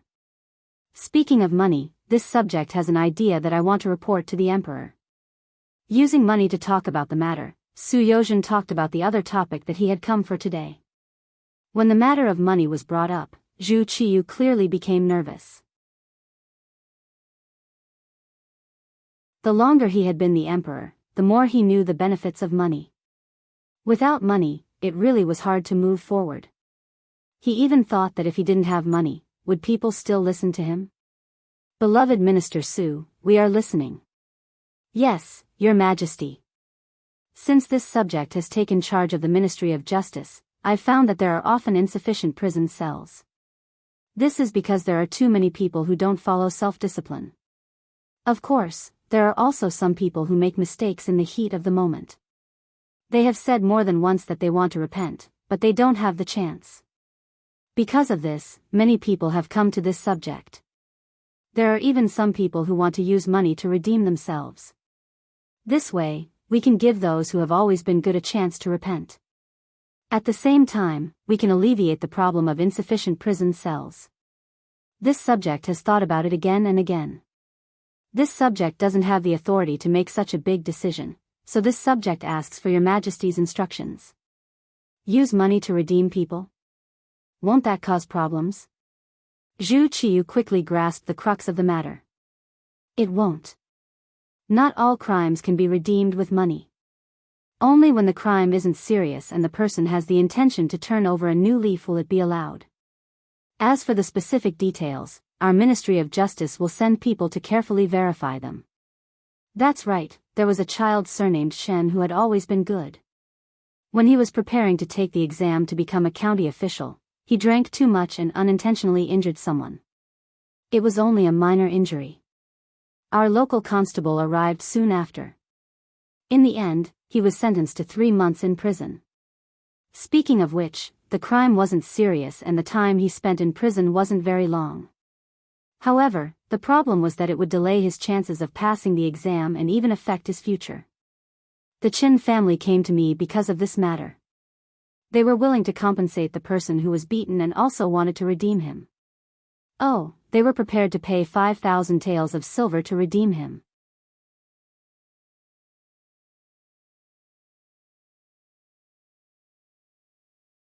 Chapter 1193.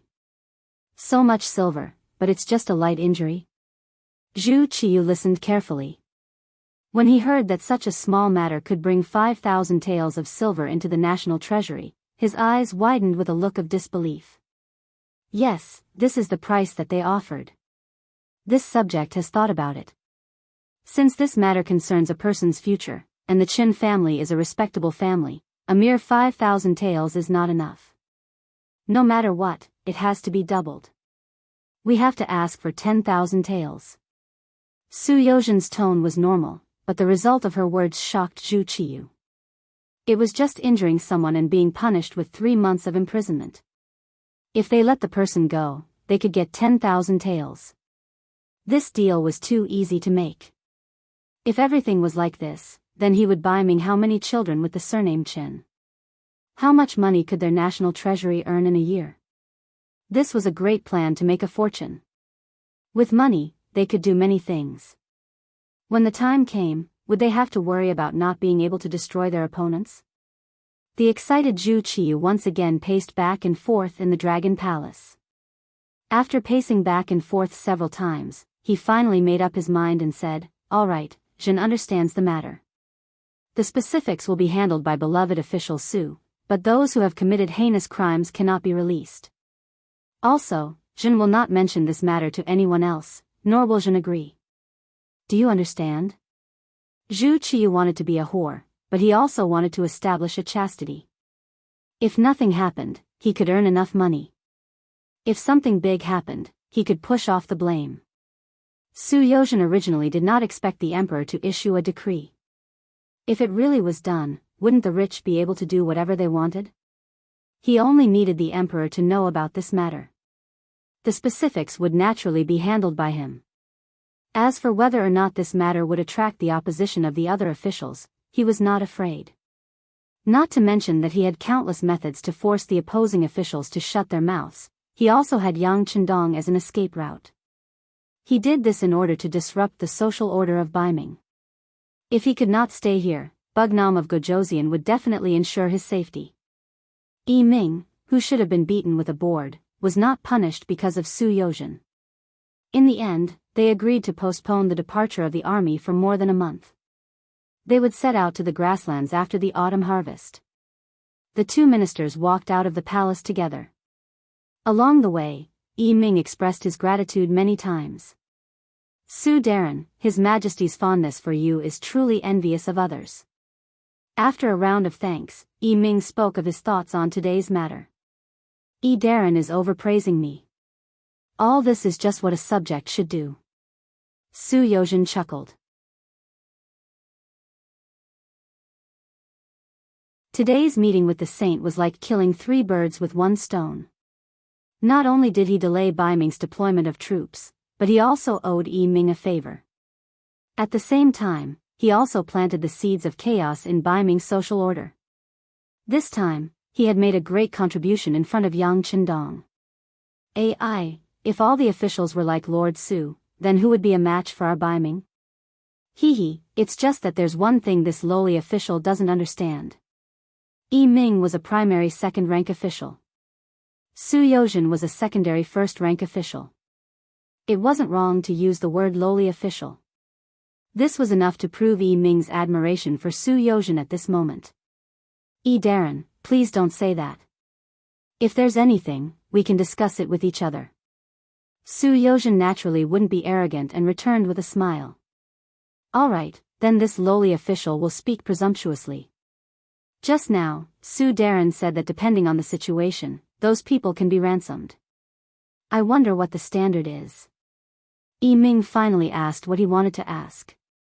In his opinion, there was no standard at all. If there had to be one, it would all depend on Su Yozhen's words. If Su Yozhen thought that it could be redeemed, then it was the same as committing the crime of murder. On the other hand, if he thought that it couldn't be done, then you had to hold on even if you were wrongly accused. In this way, how much power would this be? How many high-ranking officials and nobles would be able to make friends with this matter?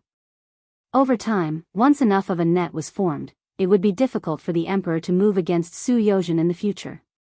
There would be many constraints and difficulties. Oh, this matter, there are no regulations now, but there will definitely be in the future. Well, if Yi Darren has any friends who need help, just ask.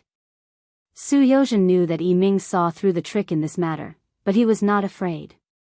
Everyone was good. He wouldn't deliberately target anyone. On the contrary, he was very willing to do some favors. Yi Ming wanted this sentence. After all, Su Yozhen was the Minister of Justice. He was the boss of this matter. He couldn't intervene even if he wanted to. Being able to get this promise, once there was a friend who needed help in the future, he would also have some confidence. Thank you, Su Darren. Yi Ming clasped his fist and laughed. Well said, ha.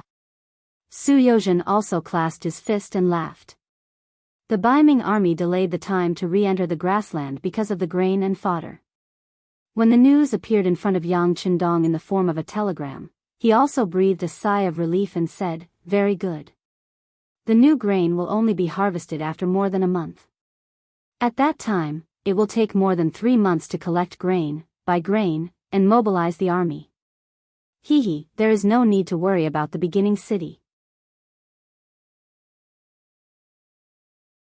The alliance between the Biming army and the Walla army had indeed brought a lot of trouble to Yang Qindong. At one point, it even almost caused the new First Army and the new Second Army to be completely wiped out. Even now, thinking back on the dangers involved, it was still so frightening. If the matter of the Shaowei province had not been resolved quickly enough, he was afraid that he would not have been able to save the beginning city in time. Now, Yang Qindong's strength was expanding rapidly, especially after he took over the small Wa province, which gave him more foundation. More than 500,000 of the original Wa soldiers were captured and surrendered, which gave him more confidence in doing things. Yang Qindong's strength was expanding rapidly, especially after he took over the small Wa province, which gave him more confidence in doing things. Send a telegram to the small Japanese empire and ask them to speed up the reorganization of the army. The first echelon, 50,000 people, will set off in half a month at the latest and enter the Liaodong region. They will appear in front of the beginning city in 2.5 months at the latest.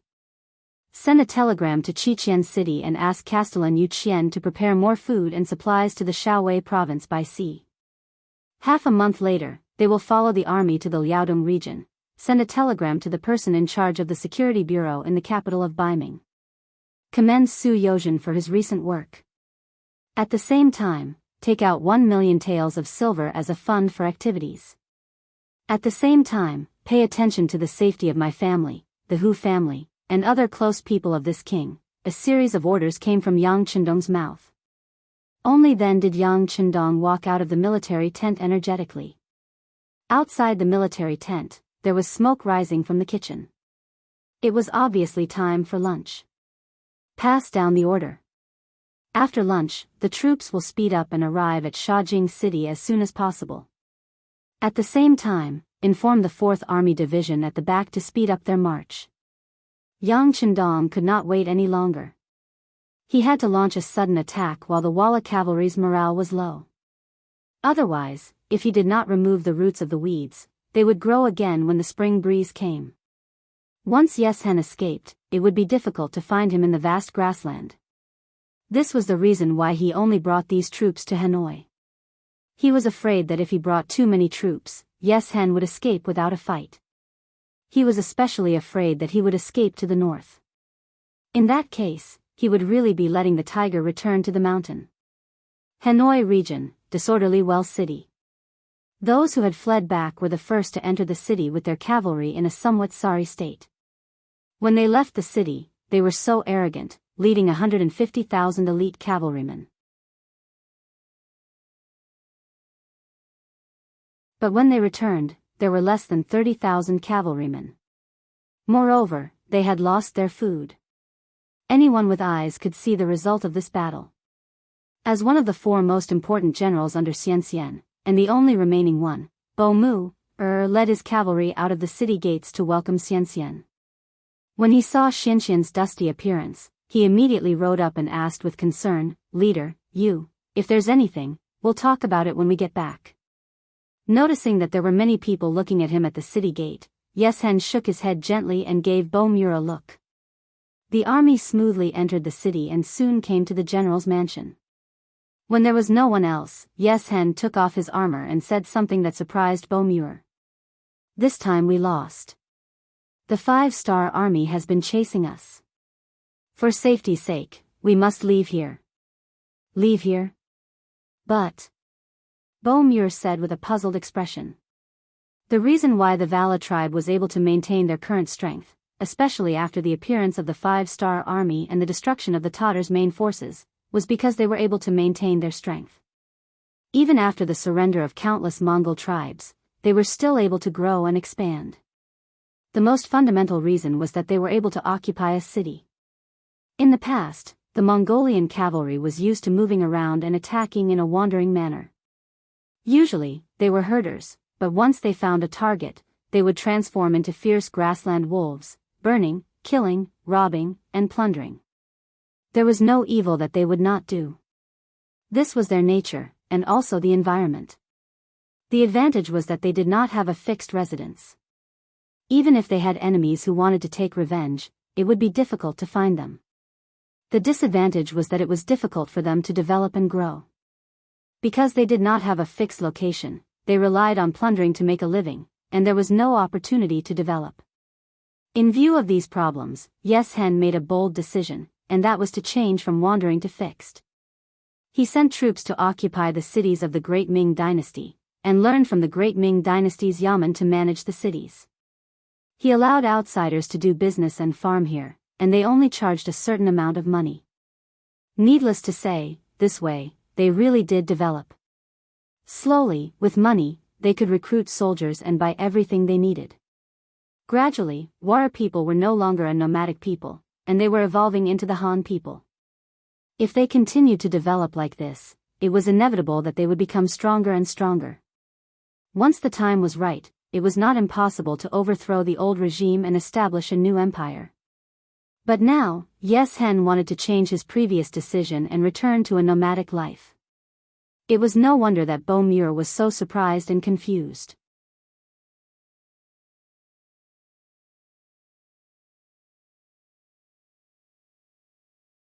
Chapter 1194. He knew very well what Yeshen was worried about, so he didn't object immediately. Instead, he asked tentatively, "Leader, is the 5-star army really that powerful?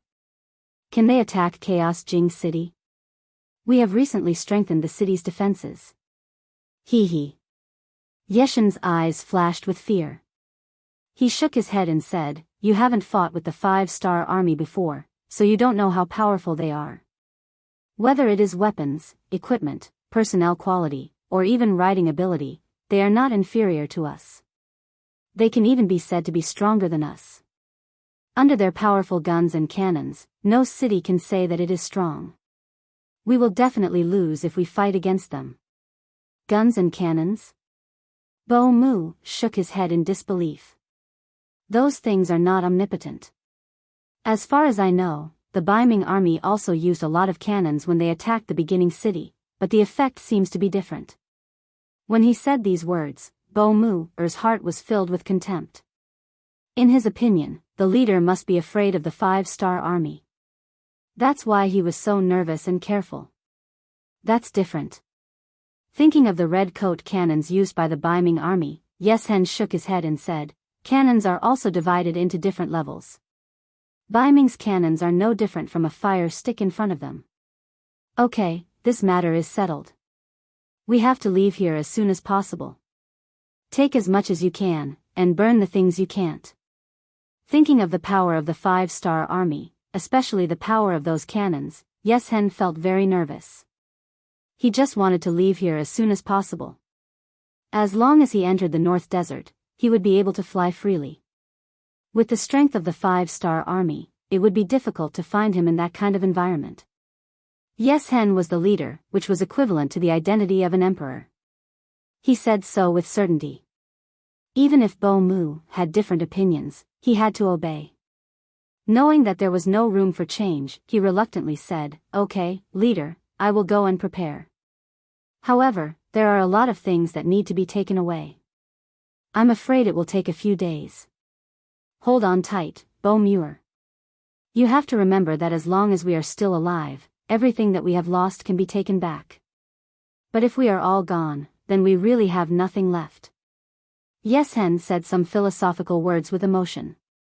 From this sentence alone, it could be seen that Yeshen was someone with a tactical mind and could even see the big picture. What he said was somewhat similar to what the later generations said about the existence of people and the loss of people, and the existence of both people and land. Yeshen had such a view of the overall situation, but the people below might not see it the same way. When they were used to having a fixed home, it was easy to imagine how much resistance there would be when they were asked to wander. As a result, even though the order was given, everyone's efficiency was extremely slow. Previously, Bo Muir had said that it would take a few days, but 10 days had passed and they were still not ready. This made Yeshen feel more and more danger. He had no choice but to give the order that they had to set off in 5 days. If there were still things that were not properly prepared or loaded into the car, then he would directly destroy them. Iji. It was a town that did not occupy a large area. But because of its geographical location, it had become a place that military strategists would fight for. West Pass South Ming Hami Guard, south of it was the Ili border state, south of it was the Dahetao region, such as Hanoi and disordered Well City, east of it was a prairie, over the Lang Mountain and other places were Shaojing City and Jingzhou City, north of it was still a boundless prairie, and about a few hundred miles later, it was a desert, an uninhabited area that could also be called a safe zone and a war-free zone. Such an important place was once the focus of the Great Ming Dynasty's defense, and it also became a bridgehead to prevent the tribes of the prairie from entering the Great Ming Dynasty. The emperors of the Great Ming Dynasty had also arranged a large number of troops here. And all these changes began when the Great Ming Dynasty divided the north and south. According to the geographical division, this place should belong to Biming, but because it was too far away from the Great Ming Dynasty, it was eventually abandoned and now became one of the territories of the Wara cavalry. When the Wala cavalry faced the 5-star army, it was always difficult for them to gain any advantage, but in the eyes of other forces, it was already a very powerful existence. Since Yeshen sent people to occupy this place, no one dared to have any ideas about it, and no one wanted to bear the revenge of the Wala cavalry. But this did not include the 5-star army. Just like now, the Liaodong Cavalry Reinforced Regiment was quietly approaching here. In a low sand dune 10 miles east of Iji, the regiment commander Tong Long and the deputy regiment commander Zhao Xing were looking down at a simple sand table in front of them, making arrangements and preparations before the battle. Regiment Commander, our scouts have reported that there are now 3,000 Walla cavalry in Iji, and 500 desperados recruited from all over the country, respectively guarding the 4 entrances to the town. There are barricades on the outside and ropes on the inside. It will not be easy for any force to force their way in. The Deputy Regiment Commander Zhao Xing said as he pointed at the sand table in front of him, pointing out the distribution of the Walla cavalry. Hiss. Hearing the analysis, Tong Long could not help but take a deep breath. He thought that Bugnam of Gojoseon ordered him to take down Iji, and this was a simple matter, but he did not expect that there would be so many difficulties. His Liaodong cavalry reinforced regiment only had 5,000 cavalry, and they were the attacking side. If they were not careful, not only would they be heavily injured, but if they could not take down this important town, it would delay Bugnam of Gojoseon's plan. After Zhao Xing finished the report, he also frowned. Obviously he did not know what to do. After all, the enemy's forces were on par with theirs, and they came from afar, so they were not very familiar with the environment. There would be no good result if they forced their way in. But what if they used their wits? It seemed that they could not think of a better way in a short time, and it was likely that it would be extremely difficult to get close to the enemy. Whether it was Tong Long or Zhao Xing, they were both surrendered generals. This caused them to be at a disadvantage compared to others when they first started. Only Yang Chendong was generous, and did not doubt the people he used. After discovering the bravery and intelligence of the two, he was assured to hand over the entire reinforced regiment to them. It was because of this that they felt even more pressure. Under pressure, there was unlimited motivation. Tong Long and Zhao Xing had thought that they would perform well on the battlefield to prove their abilities, and also to prove that Bugnam of Gojoseon was not wrong. But now, there was finally a mission that they could complete alone, and now they were helpless. How could they not be anxious? Why don't we just force our way in? I will lead the troops to rush in first, and Deputy Regiment Commander Zhao will be at the back. This time, even if we lose all of our reinforced regiment, we must take down Iji. Bugnam of Gojoseon's orders must be completed. Tong Long, who had run out of ideas, became a little anxious. He simply smashed his fist heavily on the sand table, putting on a desperate stance. You can't, Regiment Commander. Zhao Xing quickly shook his head and said, We are not afraid of death, but if we die without completing the mission, then we will become the sinners of the 5-star army, and our families and friends will be implicated, and we will be looked down upon forever. Then what should we do? What do you think? Tong Long's eyes were spitting fire when he heard that they could not force their way in. Think about it, think about it. Of course, Zhao Xing did not have a good idea, but he knew that it was impossible to force their way in, and this could very well ruin Bugnam of Gojoseon's grand plan. In that case, even if the entire Liaodong cavalry reinforced regiment was sacrificed, they would still not get any credit, and would instead become sinners. Report. Just as the two regimental commanders were arguing and feeling helpless, a bodyguard jogged over. He first saluted Tong Long and Zhao Xing, then said, There are 2 Han men outside the camp. They say they want to see Regimental Commander Tong and Deputy Regimental Commander Zhao. What is there to report about Han people? I don't want to see them. Tong Long waved his hand in anger. On the other hand, Zhao Xing's eyes narrowed. Wait, what did you say? They said they want to see Regiment Commander Tong and Deputy Regiment Commander Zhao? Yes, that's what they said. The soldier nodded, indicating that there was no mistake. That's strange, how do they know our names? Zhao Xing said with a face full of confusion. At this moment, Tong Long finally understood what was going on. Could this be the enemy's spy? They've already discovered us, right? It's hard to say. We'll know once we see them, Regiment Commander, you see. Zhao Xing had a feeling that the other party was a friend and not an enemy, otherwise, they would not have reported, and would have brought soldiers to attack them. Then let's see them. How about this, you go invite them in. Also, inform the other soldiers to prepare for battle. Tong Long nodded. No matter who the other party was, he had to make the necessary preparations. After receiving the regiment commander's order, the soldier turned and left, following which, more than 10 executioners lay in ambush on the left and right sides of the temporary tent, ready to rush out and kill at the slightest sign of trouble. After a while, the soldier brought 2 men dressed in Han Chinese clothing, dressed like Jianghu people, into the temporary tent. From afar, the 2 of them were muscular, giving off the feeling that their bodies were filled with explosive power. Following behind the soldier, the 2 of them looked left and right, as if they were very curious about everything. When they entered the tent, the leader paused for a moment, his face revealing an unfathomable smile. Including the soldier, the 5 of them stood in the temporary tent. Both parties did not speak immediately, instead sizing each other up. In the end, it was Deputy Regiment Commander Zhao Xing who spoke first. 2 strong men, who are you? Hee, you're quite alert, there are even executioners outside. King Kong, we have to be careful not to get killed. The leader did not answer immediately, instead, he spoke to his brother behind him as if there was no one around.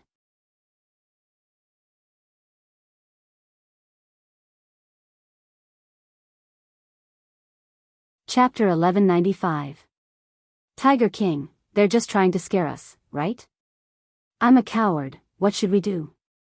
The man called King Kong spoke, but he didn't look like he was really afraid. The duo's exchange of questions and answers showed that they did not place Tong Long and Zhao Xing in their eyes at all. This caused the former to become displeased as he suddenly raised his voice and said, "The 2 of you, this is not your home.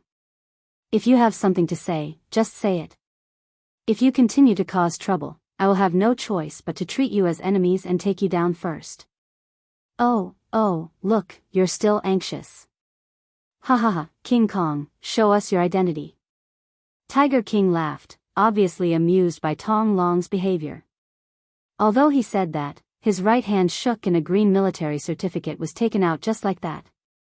Military certificate? Seeing this green certificate, Tong Long and Zhao Xing were shocked. They also had the same certificate, which was proof of their identity. After confirming that the people who came were indeed on their side, the 2 of them relaxed a lot. Then, they reached out and took Tiger King's and King Kong's certificates. But when they opened it, the 2 of them were stunned and looked at the 2 people in front of them in disbelief. Tong Long and Zhao Xing's shocked expressions were not out of Tiger King and King Kong's expectations. Then, Tiger King said, "What? Don't you know how to salute when you see your superior?" Oh. This question woke the 2 of them up from a dream. The 2 of them quickly put their feet together, stood at attention, and said in unison, "Hello, sir." The 2 of them were the captain of the Wolf Fang Special Forces, Tiger King, and the captain of the division, King Kong. The Tiger King, also known as the Iron Tiger, didn't need to be mentioned. Although he didn't have many soldiers with him, only a few hundred, he was experienced and powerful. The missions he completed were also irreplaceable.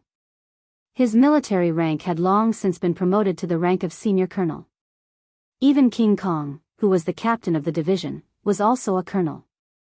In comparison, the commander of the newly established Liaodong Cavalry Regiment, Tong Long, was only a lieutenant colonel, and Zhao Xing, the deputy commander, was only a major. When the lieutenant colonel and major saw the colonel and the colonel, of course, they had to salute to show their respect. The 2 men saluted, and Iron Tiger and King Kong returned the salute. Then, the 4 men clasped their hands together.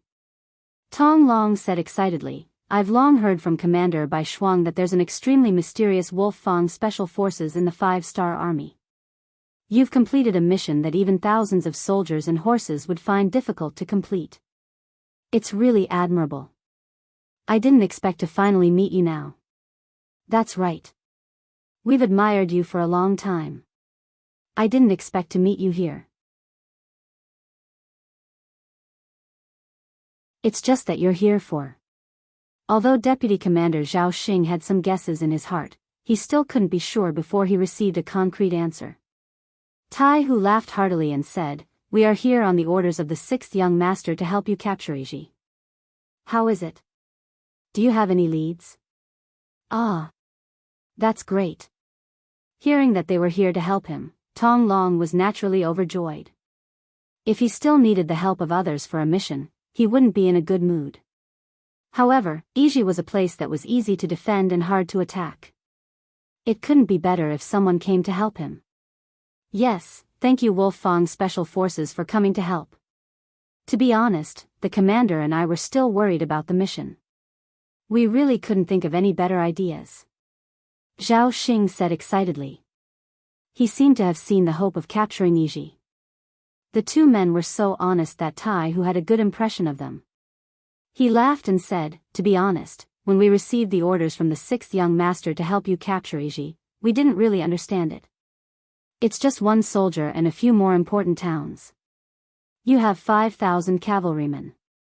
It shouldn't be a problem to complete the mission. However, when we really understood it, we realized that this mission is indeed not easy to complete. Even Tai Hu said that the mission was not easy to complete. Tong Long and Zhao Xing were both shocked and said, what? Even with the strength of the Wolfang Special Forces, they can't complete it? Our Wolfang Special Forces is also made up of people. There are also many missions that we can't complete. Tai Hu said honestly. For example, they couldn't enter the palace of the Great Ming Dynasty to kill the emperor. There were many palace guards there and they were quite strong. If they couldn't complete the mission in a short time, they would be in danger of being surrounded and swallowed. Tai Hu actually admitted it. This made Tong Long and Zhao Xing's faces turn ugly. If even the Wolfang Special Forces couldn't do it, then how could they deal with this mission? Without waiting for the two to say anything, Tai Hu laughed and said, there are some missions that our Wolfang Special Forces can't complete, but it doesn't include the mission in front of us. It's just a small town. There are more people than us. Oh. Hearing this sudden turn of events, Tong Long and Zhao Xing's expressions changed. So you're saying that you can take this place? There's no problem at all. We have already investigated. The one guarding Yiji is a general of the Great Ming Dynasty. His name is He Wei. His specialty is that he is good at fighting defensive battles. After he was captured by Yes Hen, he surrendered because he was afraid of death. As long as we capture this person, all the problems will be solved. When Tai Hu said this, there was a bit of anger in his eyes. As a general of the Great Ming Dynasty, he actually surrendered to another race because he was afraid of death. Such a person, in Yang Chendong's words, was a traitor. And to deal with a traitor, no matter how excessive the method, it was nothing. Therefore, it was fine if this He Wei cooperated. If he didn't cooperate, then he didn't mind letting him suffer a fate worse than death. Both Tong Long and Zhao Xing understood the method that Tai Hu proposed. The two immediately asked, are we going to capture the leader first? It's just that it's a bit difficult to achieve. This is nothing. This is one of the subjects that we often train in.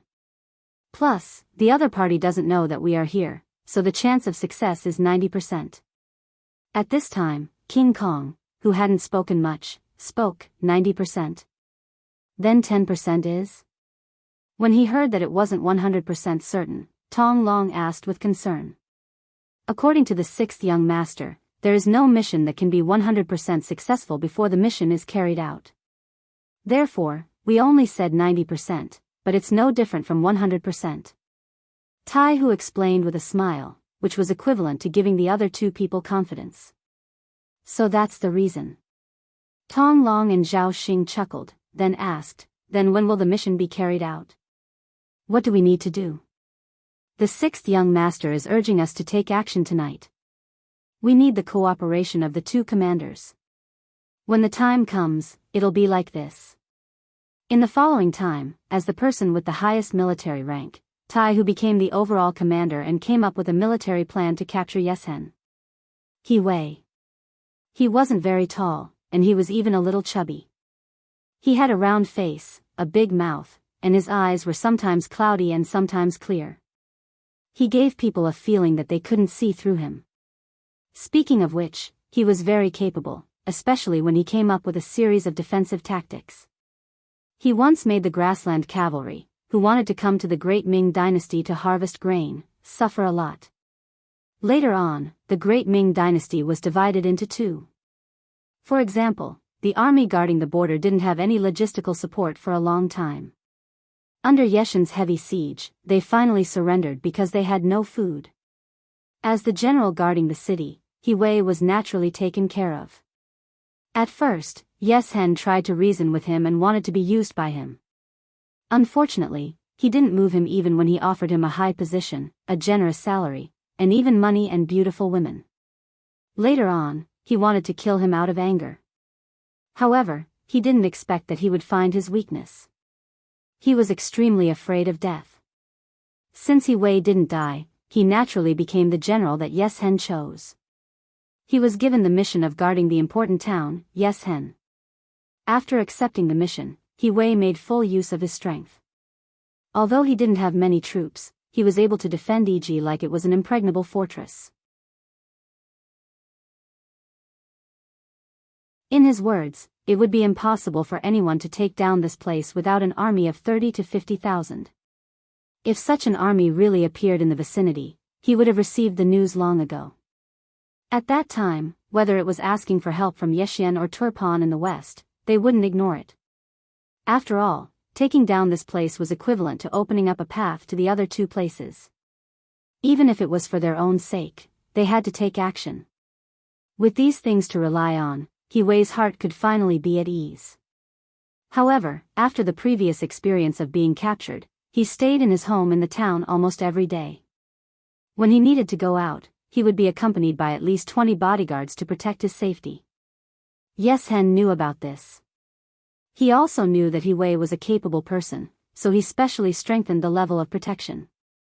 Because of his confidence in He Wei, this was also the reason why Yes Hen didn't immediately escape to the desert in the north after he was defeated in the origin city.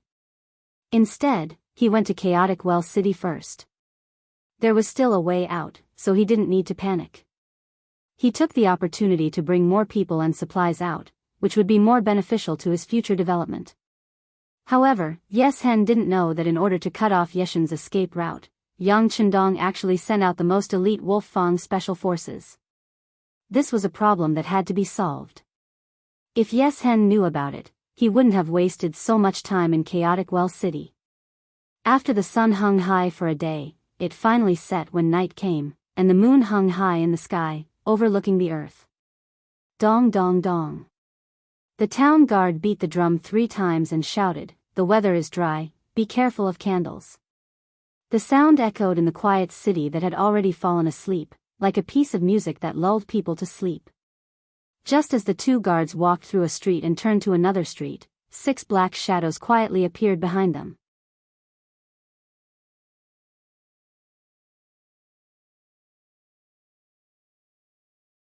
Chapter 1196. They were dressed in black, and even their faces were smeared with black ink, making them look completely black. They hid in the corner of the street. Even if someone walked past them, it would be difficult for them to be discovered. This team of 6 people was the Wolf Fang Special Warfare Team. They quietly entered the city under the leadership of their captain, Skinny Monkey. With their vigorous skills and flexible bodies, they didn't attract the attention of the guards at all. They quietly came to the street 100 meters away from He Wei's mansion. No one spoke, and they communicated with hand signals. Skinny Monkey made a few special warfare movements in a row, telling his team members that the target was in front of them. The 6 people moved forward in 3 directions.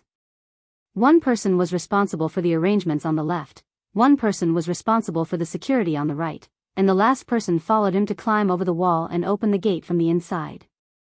They moved forward like a cat, and even when they walked, they didn't make the slightest sound. After smoothly arriving in front of the gate, Skinny Monkey looked at his team member and made an okay gesture. The team member bent down and held his hands together. Skinny Monkey's body gently jumped onto the arm, and then the arms suddenly lifted, easily sending Skinny Monkey, who was less than 100 pounds, to the wall of the mansion. Everything was as smooth as flowing water. In fact, just this movement alone was practiced countless times, and it was only because of this that they could achieve such amazing results. The skinny monkey-like figure didn't immediately take action after jumping off the wall. Instead, he took out a night vision device from his bosom and put it on. After looking around and making sure that no one was paying attention to them, he gently jumped down and slowly opened the gate of the mansion. Then, he let the group of 6 into the mansion. It was midnight, and He Wei was sleeping soundly. In his dream, he had already left with Yes Hen and went to another place to live, and he had conquered a large territory. At this time, he was preparing to return to the great Ming dynasty in high spirits and rebuild his glory. Suddenly, he felt an itch in front of his nose, waking him up from his sleep. He Wei narrowed his eyes and looked outside. He casually flipped over when he suddenly stopped, as if he had thought of something. He turned around and opened his eyes to see Skinny Monkey looking at him with a smile on his face. Just now, when He Wei was in a daze, he seemed to have seen a figure beside the bed. He wasn't sure if his eyes were playing tricks on him, so he thought that he was still dreaming. When He Wei turned around again, he was finally sure that everything he saw was real. Right now, there really was someone standing on his bed, staring at him fiercely. "You!"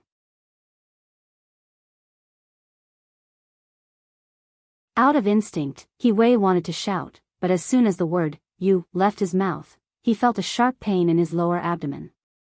He had taken a heavy punch, and his entire body was bent over. Under the unbearable pain, He Wei found it difficult to breathe.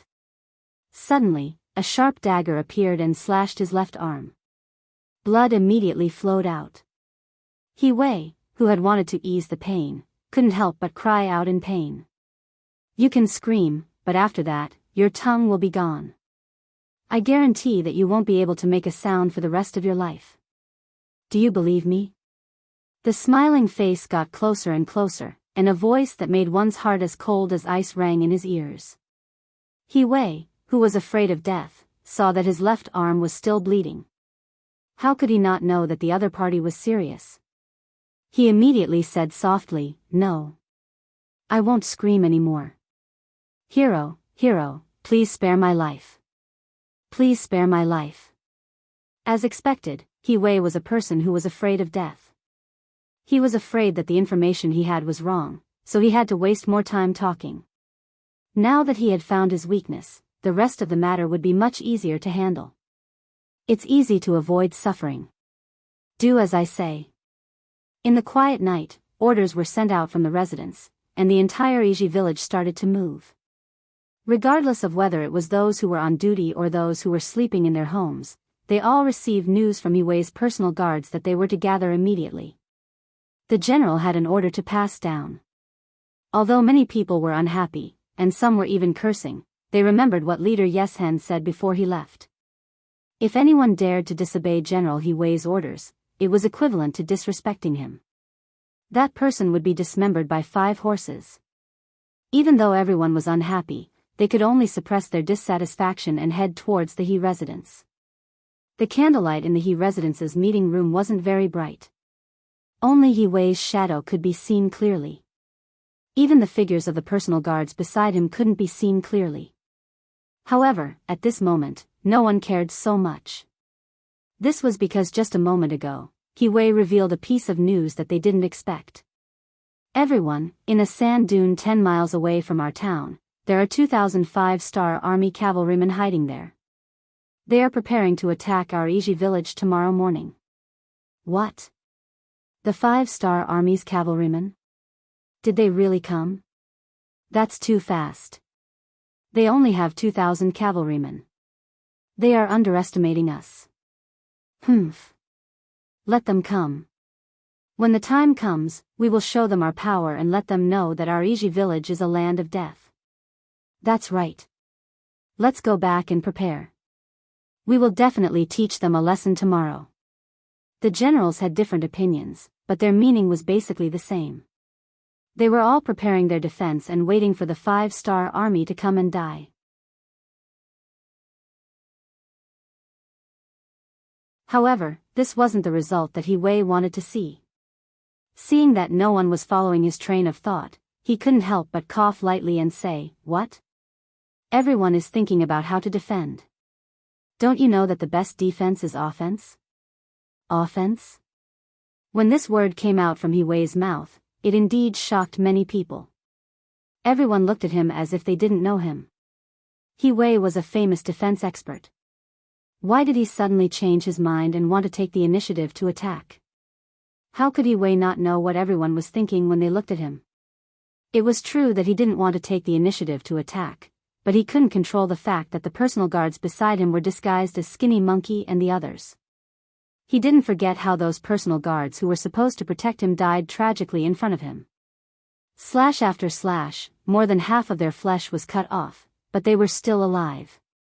That feeling scared him so much that he didn't know how many times he peed. He Wei didn't want to end up like those people, so he had to complete the mission given to him by Skinny Monkey and the others. He could only continue. What? Do you really think that this general doesn't know how to attack? Let me tell you, there wasn't a suitable opportunity before. It's different now. The enemy only has 2,000 cavalrymen and they aren't prepared at all. This is the time for us to launch a sneak attack. If we do it well, those war horses will be ours and the prisoners will become our slaves. No matter how you look at it, it's worth a try. Naturally, if everyone doesn't have such thoughts, then just pretend that I didn't say anything. Tomorrow, we will just fight a defensive battle. At most, we will just watch the 5-star army escape from under our eyes after being defeated.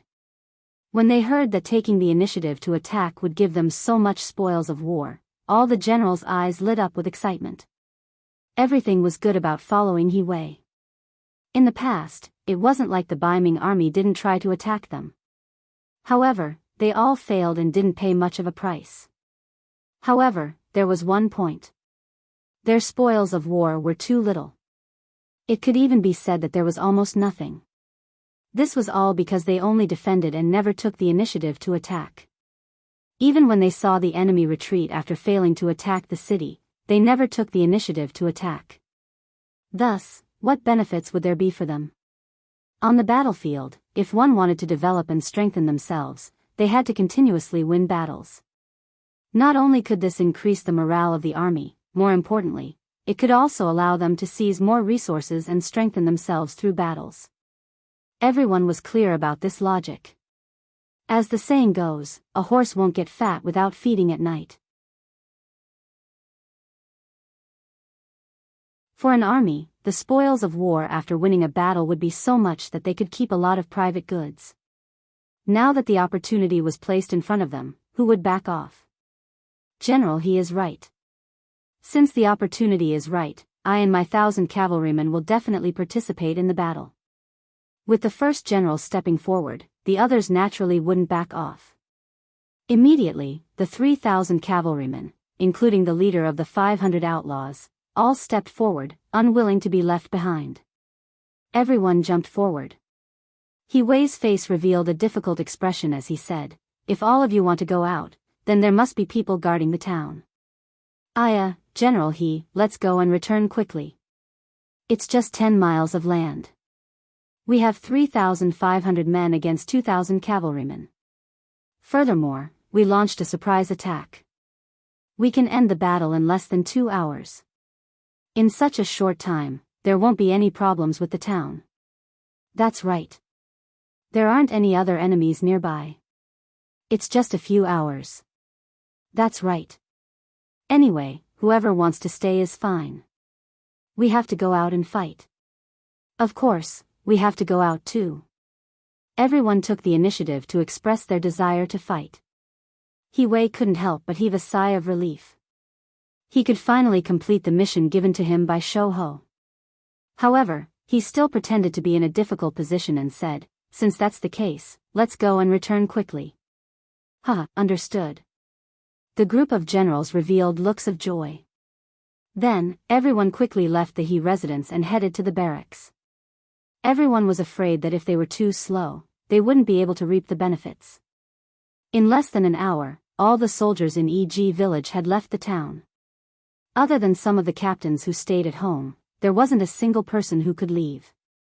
The 3,000 cavalrymen didn't even leave a single one behind. In the He residence, He Wei turned around and looked at Shou Ho, who was dressed like a bodyguard, and said, "Hero, I've done as you said.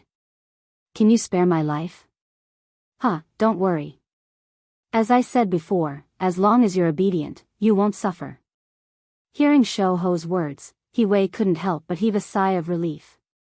However, Shou Ho's next sentence made him so angry that he almost fainted. "We won't let you suffer, but we will definitely take your life." Bugnam of Gojoseon said that we can show mercy to anyone, but not to traitors.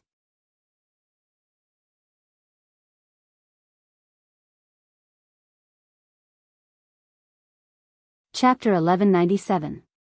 You guys don't keep your word. Hearing that he couldn't avoid death, He Wei mustered up his courage and shouted at Skinny Monkey.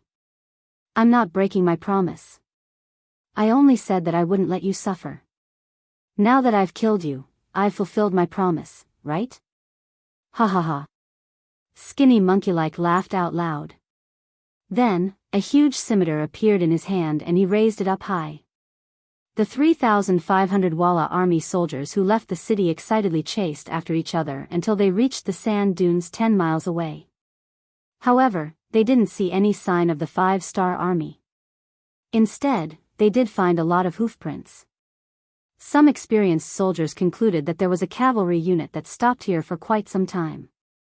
However, they didn't know if it was the 5-star army. Sigh, we're still too late. Let's go back. Seeing their prey escape, although they were unhappy, at least the news was correct. They just didn't know why the enemy left so quickly. The 3,000 Walla army soldiers came quickly and returned even faster. In the blink of an eye, they were back at the east gate of Jizinai. Then, they lined up and walked in. Many of them were yawning and looked dispirited. Speaking of which, they rushed in excitedly but ended up empty-handed. Anyone would be dispirited. However, their lazy appearance quickly disappeared. Because when they were halfway through the gate, the sound of arrows piercing through the air suddenly rose and fell, one after another. Some of the unprepared Walla cavalry were killed on the spot, and some because they dodged quickly enough, they were only injured by the arrows. For a moment, the sound of cursing could be heard incessantly. He Wei's original plan to deal with the enemy was now used on the Walla cavalry. When countless arrows and ropes suddenly appeared, the Walla cavalry perfectly explained the proverb, spinning a cocoon around their own feet. Those who walked in front kept charging forward, but they were constantly killed. Those who walked in the middle were the first to be attacked by the arrows and suffered the most casualties. They had almost no fighting power left. Only the people at the back of the group were quick to react. Seeing that they could not advance any further, they chose to retreat. But just as they turned their horses around and left the east gate, 2 torchlit troops came from afar. One was commanded by Tong Long, the commander of the Liaodong Cavalry Regiment, and the other was commanded by Zhao Xing, the deputy commander. They covered each other from the left and right as they charged forward. "There's an ambush outside too. Run." The remaining Walla cavalry did not know how many enemies there were. They only knew that if they did not run now, they would not be able to escape later. Once again, there was no suspense in the chase. When dawn arrived, the results of the battle were tabulated. In this battle, more than 800 Walla cavalry were killed and more than 2,000 were captured. Only about 100 escaped. 500 desperados, those fugitives who had committed crimes in various places and fled here, were all killed. In the words of Bugnam of Gojoseon, there was no need for people who had committed crimes and escaped to survive and waste food. When a person was used to reaping without sowing, it would be difficult for 1 in 10 people to calm down and do things properly. Even so, it was better not to bring these dangers into society and harm others. They only sent out 6 Langia Special Force members to take down Iji at the lowest cost. The result of this battle made Tong Long and Zhao Xing very satisfied and surprised. They did not know how many such secret troops Bugnam of Gojoseon had. They only knew that as long as they were devoted and loyal, they would absolutely not end up like He Wei. Iji became the new base of the Liaodong Cavalry Regiment. They would pay the price. He Wei was stuck here like a nail, blocking the Walla cavalry from entering the desert. Chaotic Well City. Under the constant urging of Yeshen, the army was finally ready. Among them, there were 110,000 elite cavalry. During this time, Mu also recruited 30,000 men in chaotic Well City. 20,000 of them were cavalry, and 10,000 were responsible for escorting food and supplies. With 140,000 men and horses in hand, Yes Hen had a feeling that the world was his. But this feeling did not last long. He saw the deserters running out of Iji and knew that his escape route had been blocked. Bastard, Bugnam of Gojoseon wants to kill me? Yes Hen roared and slammed his fist on the wooden door in front of him. Blood flowed out of his right fist. Mu called people to bandage Yeshen's wound and advised, "Leader, don't be anxious. The more you act like this, the more you will fall into Bugnam of Gojoseon's trap. Now we might as well stay in chaotic Well City. I believe that with this city, we should be able to block the 5-star army. As long as we stay here for a long time, the other surrounding forces will not stand idly by."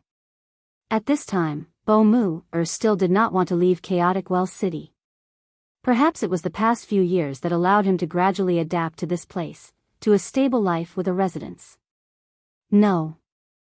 As soon as his right hand was bandaged, Yes Hen took it back and said loudly, "Retreat is a must. Can't you see that this is Bugnam of Gojoseon blocking my escape route? Is he afraid that I will leave here? Since he is afraid, then of course I will leave here. You still want to leave? Leader, then where should we go? Biming behind us? Didn't you say that they have already joined forces with the 5-star army?" Mu knew that he could not persuade Yes Hen anymore. If he did, he would be punished. He could only take back his thoughts and suggestions and ask where they should go.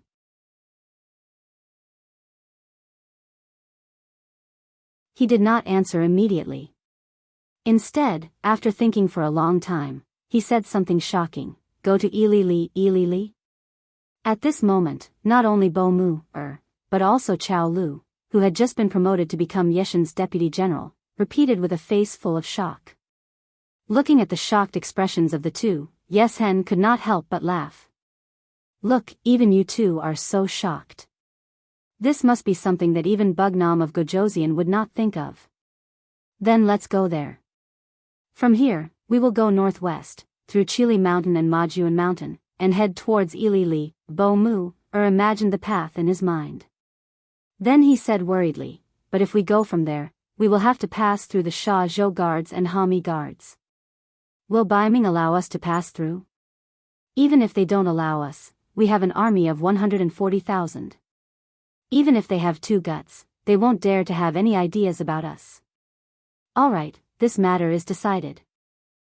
If I use the Han people's words, it is called diverting the trouble. They want to put this leader to death. I want to see what the 5-star army can do to me." Yes Hen was excited about his bold move. In his opinion, if he let the 5-star army become enemies with the 3 powers in Ilili, Yang Chendong would also have to give up and would only be able to watch him leave. Of course, if Yang Chendong still chased after him, then he would join forces with the other 3 powers. At that time, they would have another 500,000 to 600,000 soldiers. The reason why they were unable to take down Genesis City was because the Biming army was not strong enough. This time, with a new ally, he was full of confidence. After making the decision, early the next morning, Yes Hen brought his 140,000 soldiers and the treasures that he had plundered over the years and left chaotic Well City. This news was also discovered by the scouts of the 1st Division that night. The news was sent to Yang Chendong, who had just arrived at the foot of Shajing City, through a telegram. In front of him was Shajing City. He could already see Shibi bringing Kong Ji and the others out to welcome him. Yang Chendong returned the telegram to Beta Persei and sneered, "This Yes Hen is a character. His reaction is quick. Since this is the case, then I will destroy Ilili as well. This piece of land should have been included in the territory of the Han people. In this case, inform Su Dei secretly that his chance to perform a meritorious deed has come. Inform the new army to go directly to Ilili and let the army be on standby there. Inform the 1st Cavalry Division to also go to Ilili." After issuing several orders in succession, Yang Chendong rode the White Dragon and headed towards the White Dragon. Right in front of him, Shibi and the other officers of the new Second Army all knelt on the ground to welcome the arrival of Yang Chendong. Yang Chendong had long said that soldiers only needed to salute when they met. But this time, the new Second Army had rebelled and returned. Although Yang Chendong was clear about the matter from the beginning to the end and he did not object, they had still done something wrong. Now, they were kneeling to express an attitude of asking for forgiveness. Yang Chendong rode the white dragon and did not let them get up as soon as they met. Instead, he let them kneel on the ground. Speaking of the new Second Army, although there was a general trend, it was also a fact that Shibi had mistakenly used Su Yuan. If not, the new Second Army would not have been in chaos before attacking, giving the Baiming army a chance, and Baiming would not have been able to attack the beginning city without any worries. Along the way, Yang Chendong rode very slowly. After about 15 minutes, he deliberately slowed down and arrived in front of Shibi and the others. At this moment, these officers of the new Second Army were all kneeling there and did not even dare to raise their heads. They were not the only ones. Even Vice Division Commander Na Ri Song and Division Commander Dai Qua, who had marched with Yang Chendong, did not dare to say anything. They were all frightened by the scene in front of them. When Na Ri Song first met Yang Chendong, the beginning city was not even there. At that time, although Yang Chendong was somewhat heroic and had killed many people, he could only be considered a small vassal. Although his growth was too fast, Na Ri Song did not have an intuitive feeling because he was content with staying in a corner. Now that he saw the officers wearing the Major General's uniform and a group of senior colonels kneeling on the ground, the shock he felt was quite strong. It also made him understand that Yang Chendong was no longer the amiable young man he had met back then. If he was angry, he could kill people at any time. You're tuning into the Biyao's Wuxia Chronicles YouTube channel. Don't forget to subscribe and join us on this journey to catch the most captivating stories.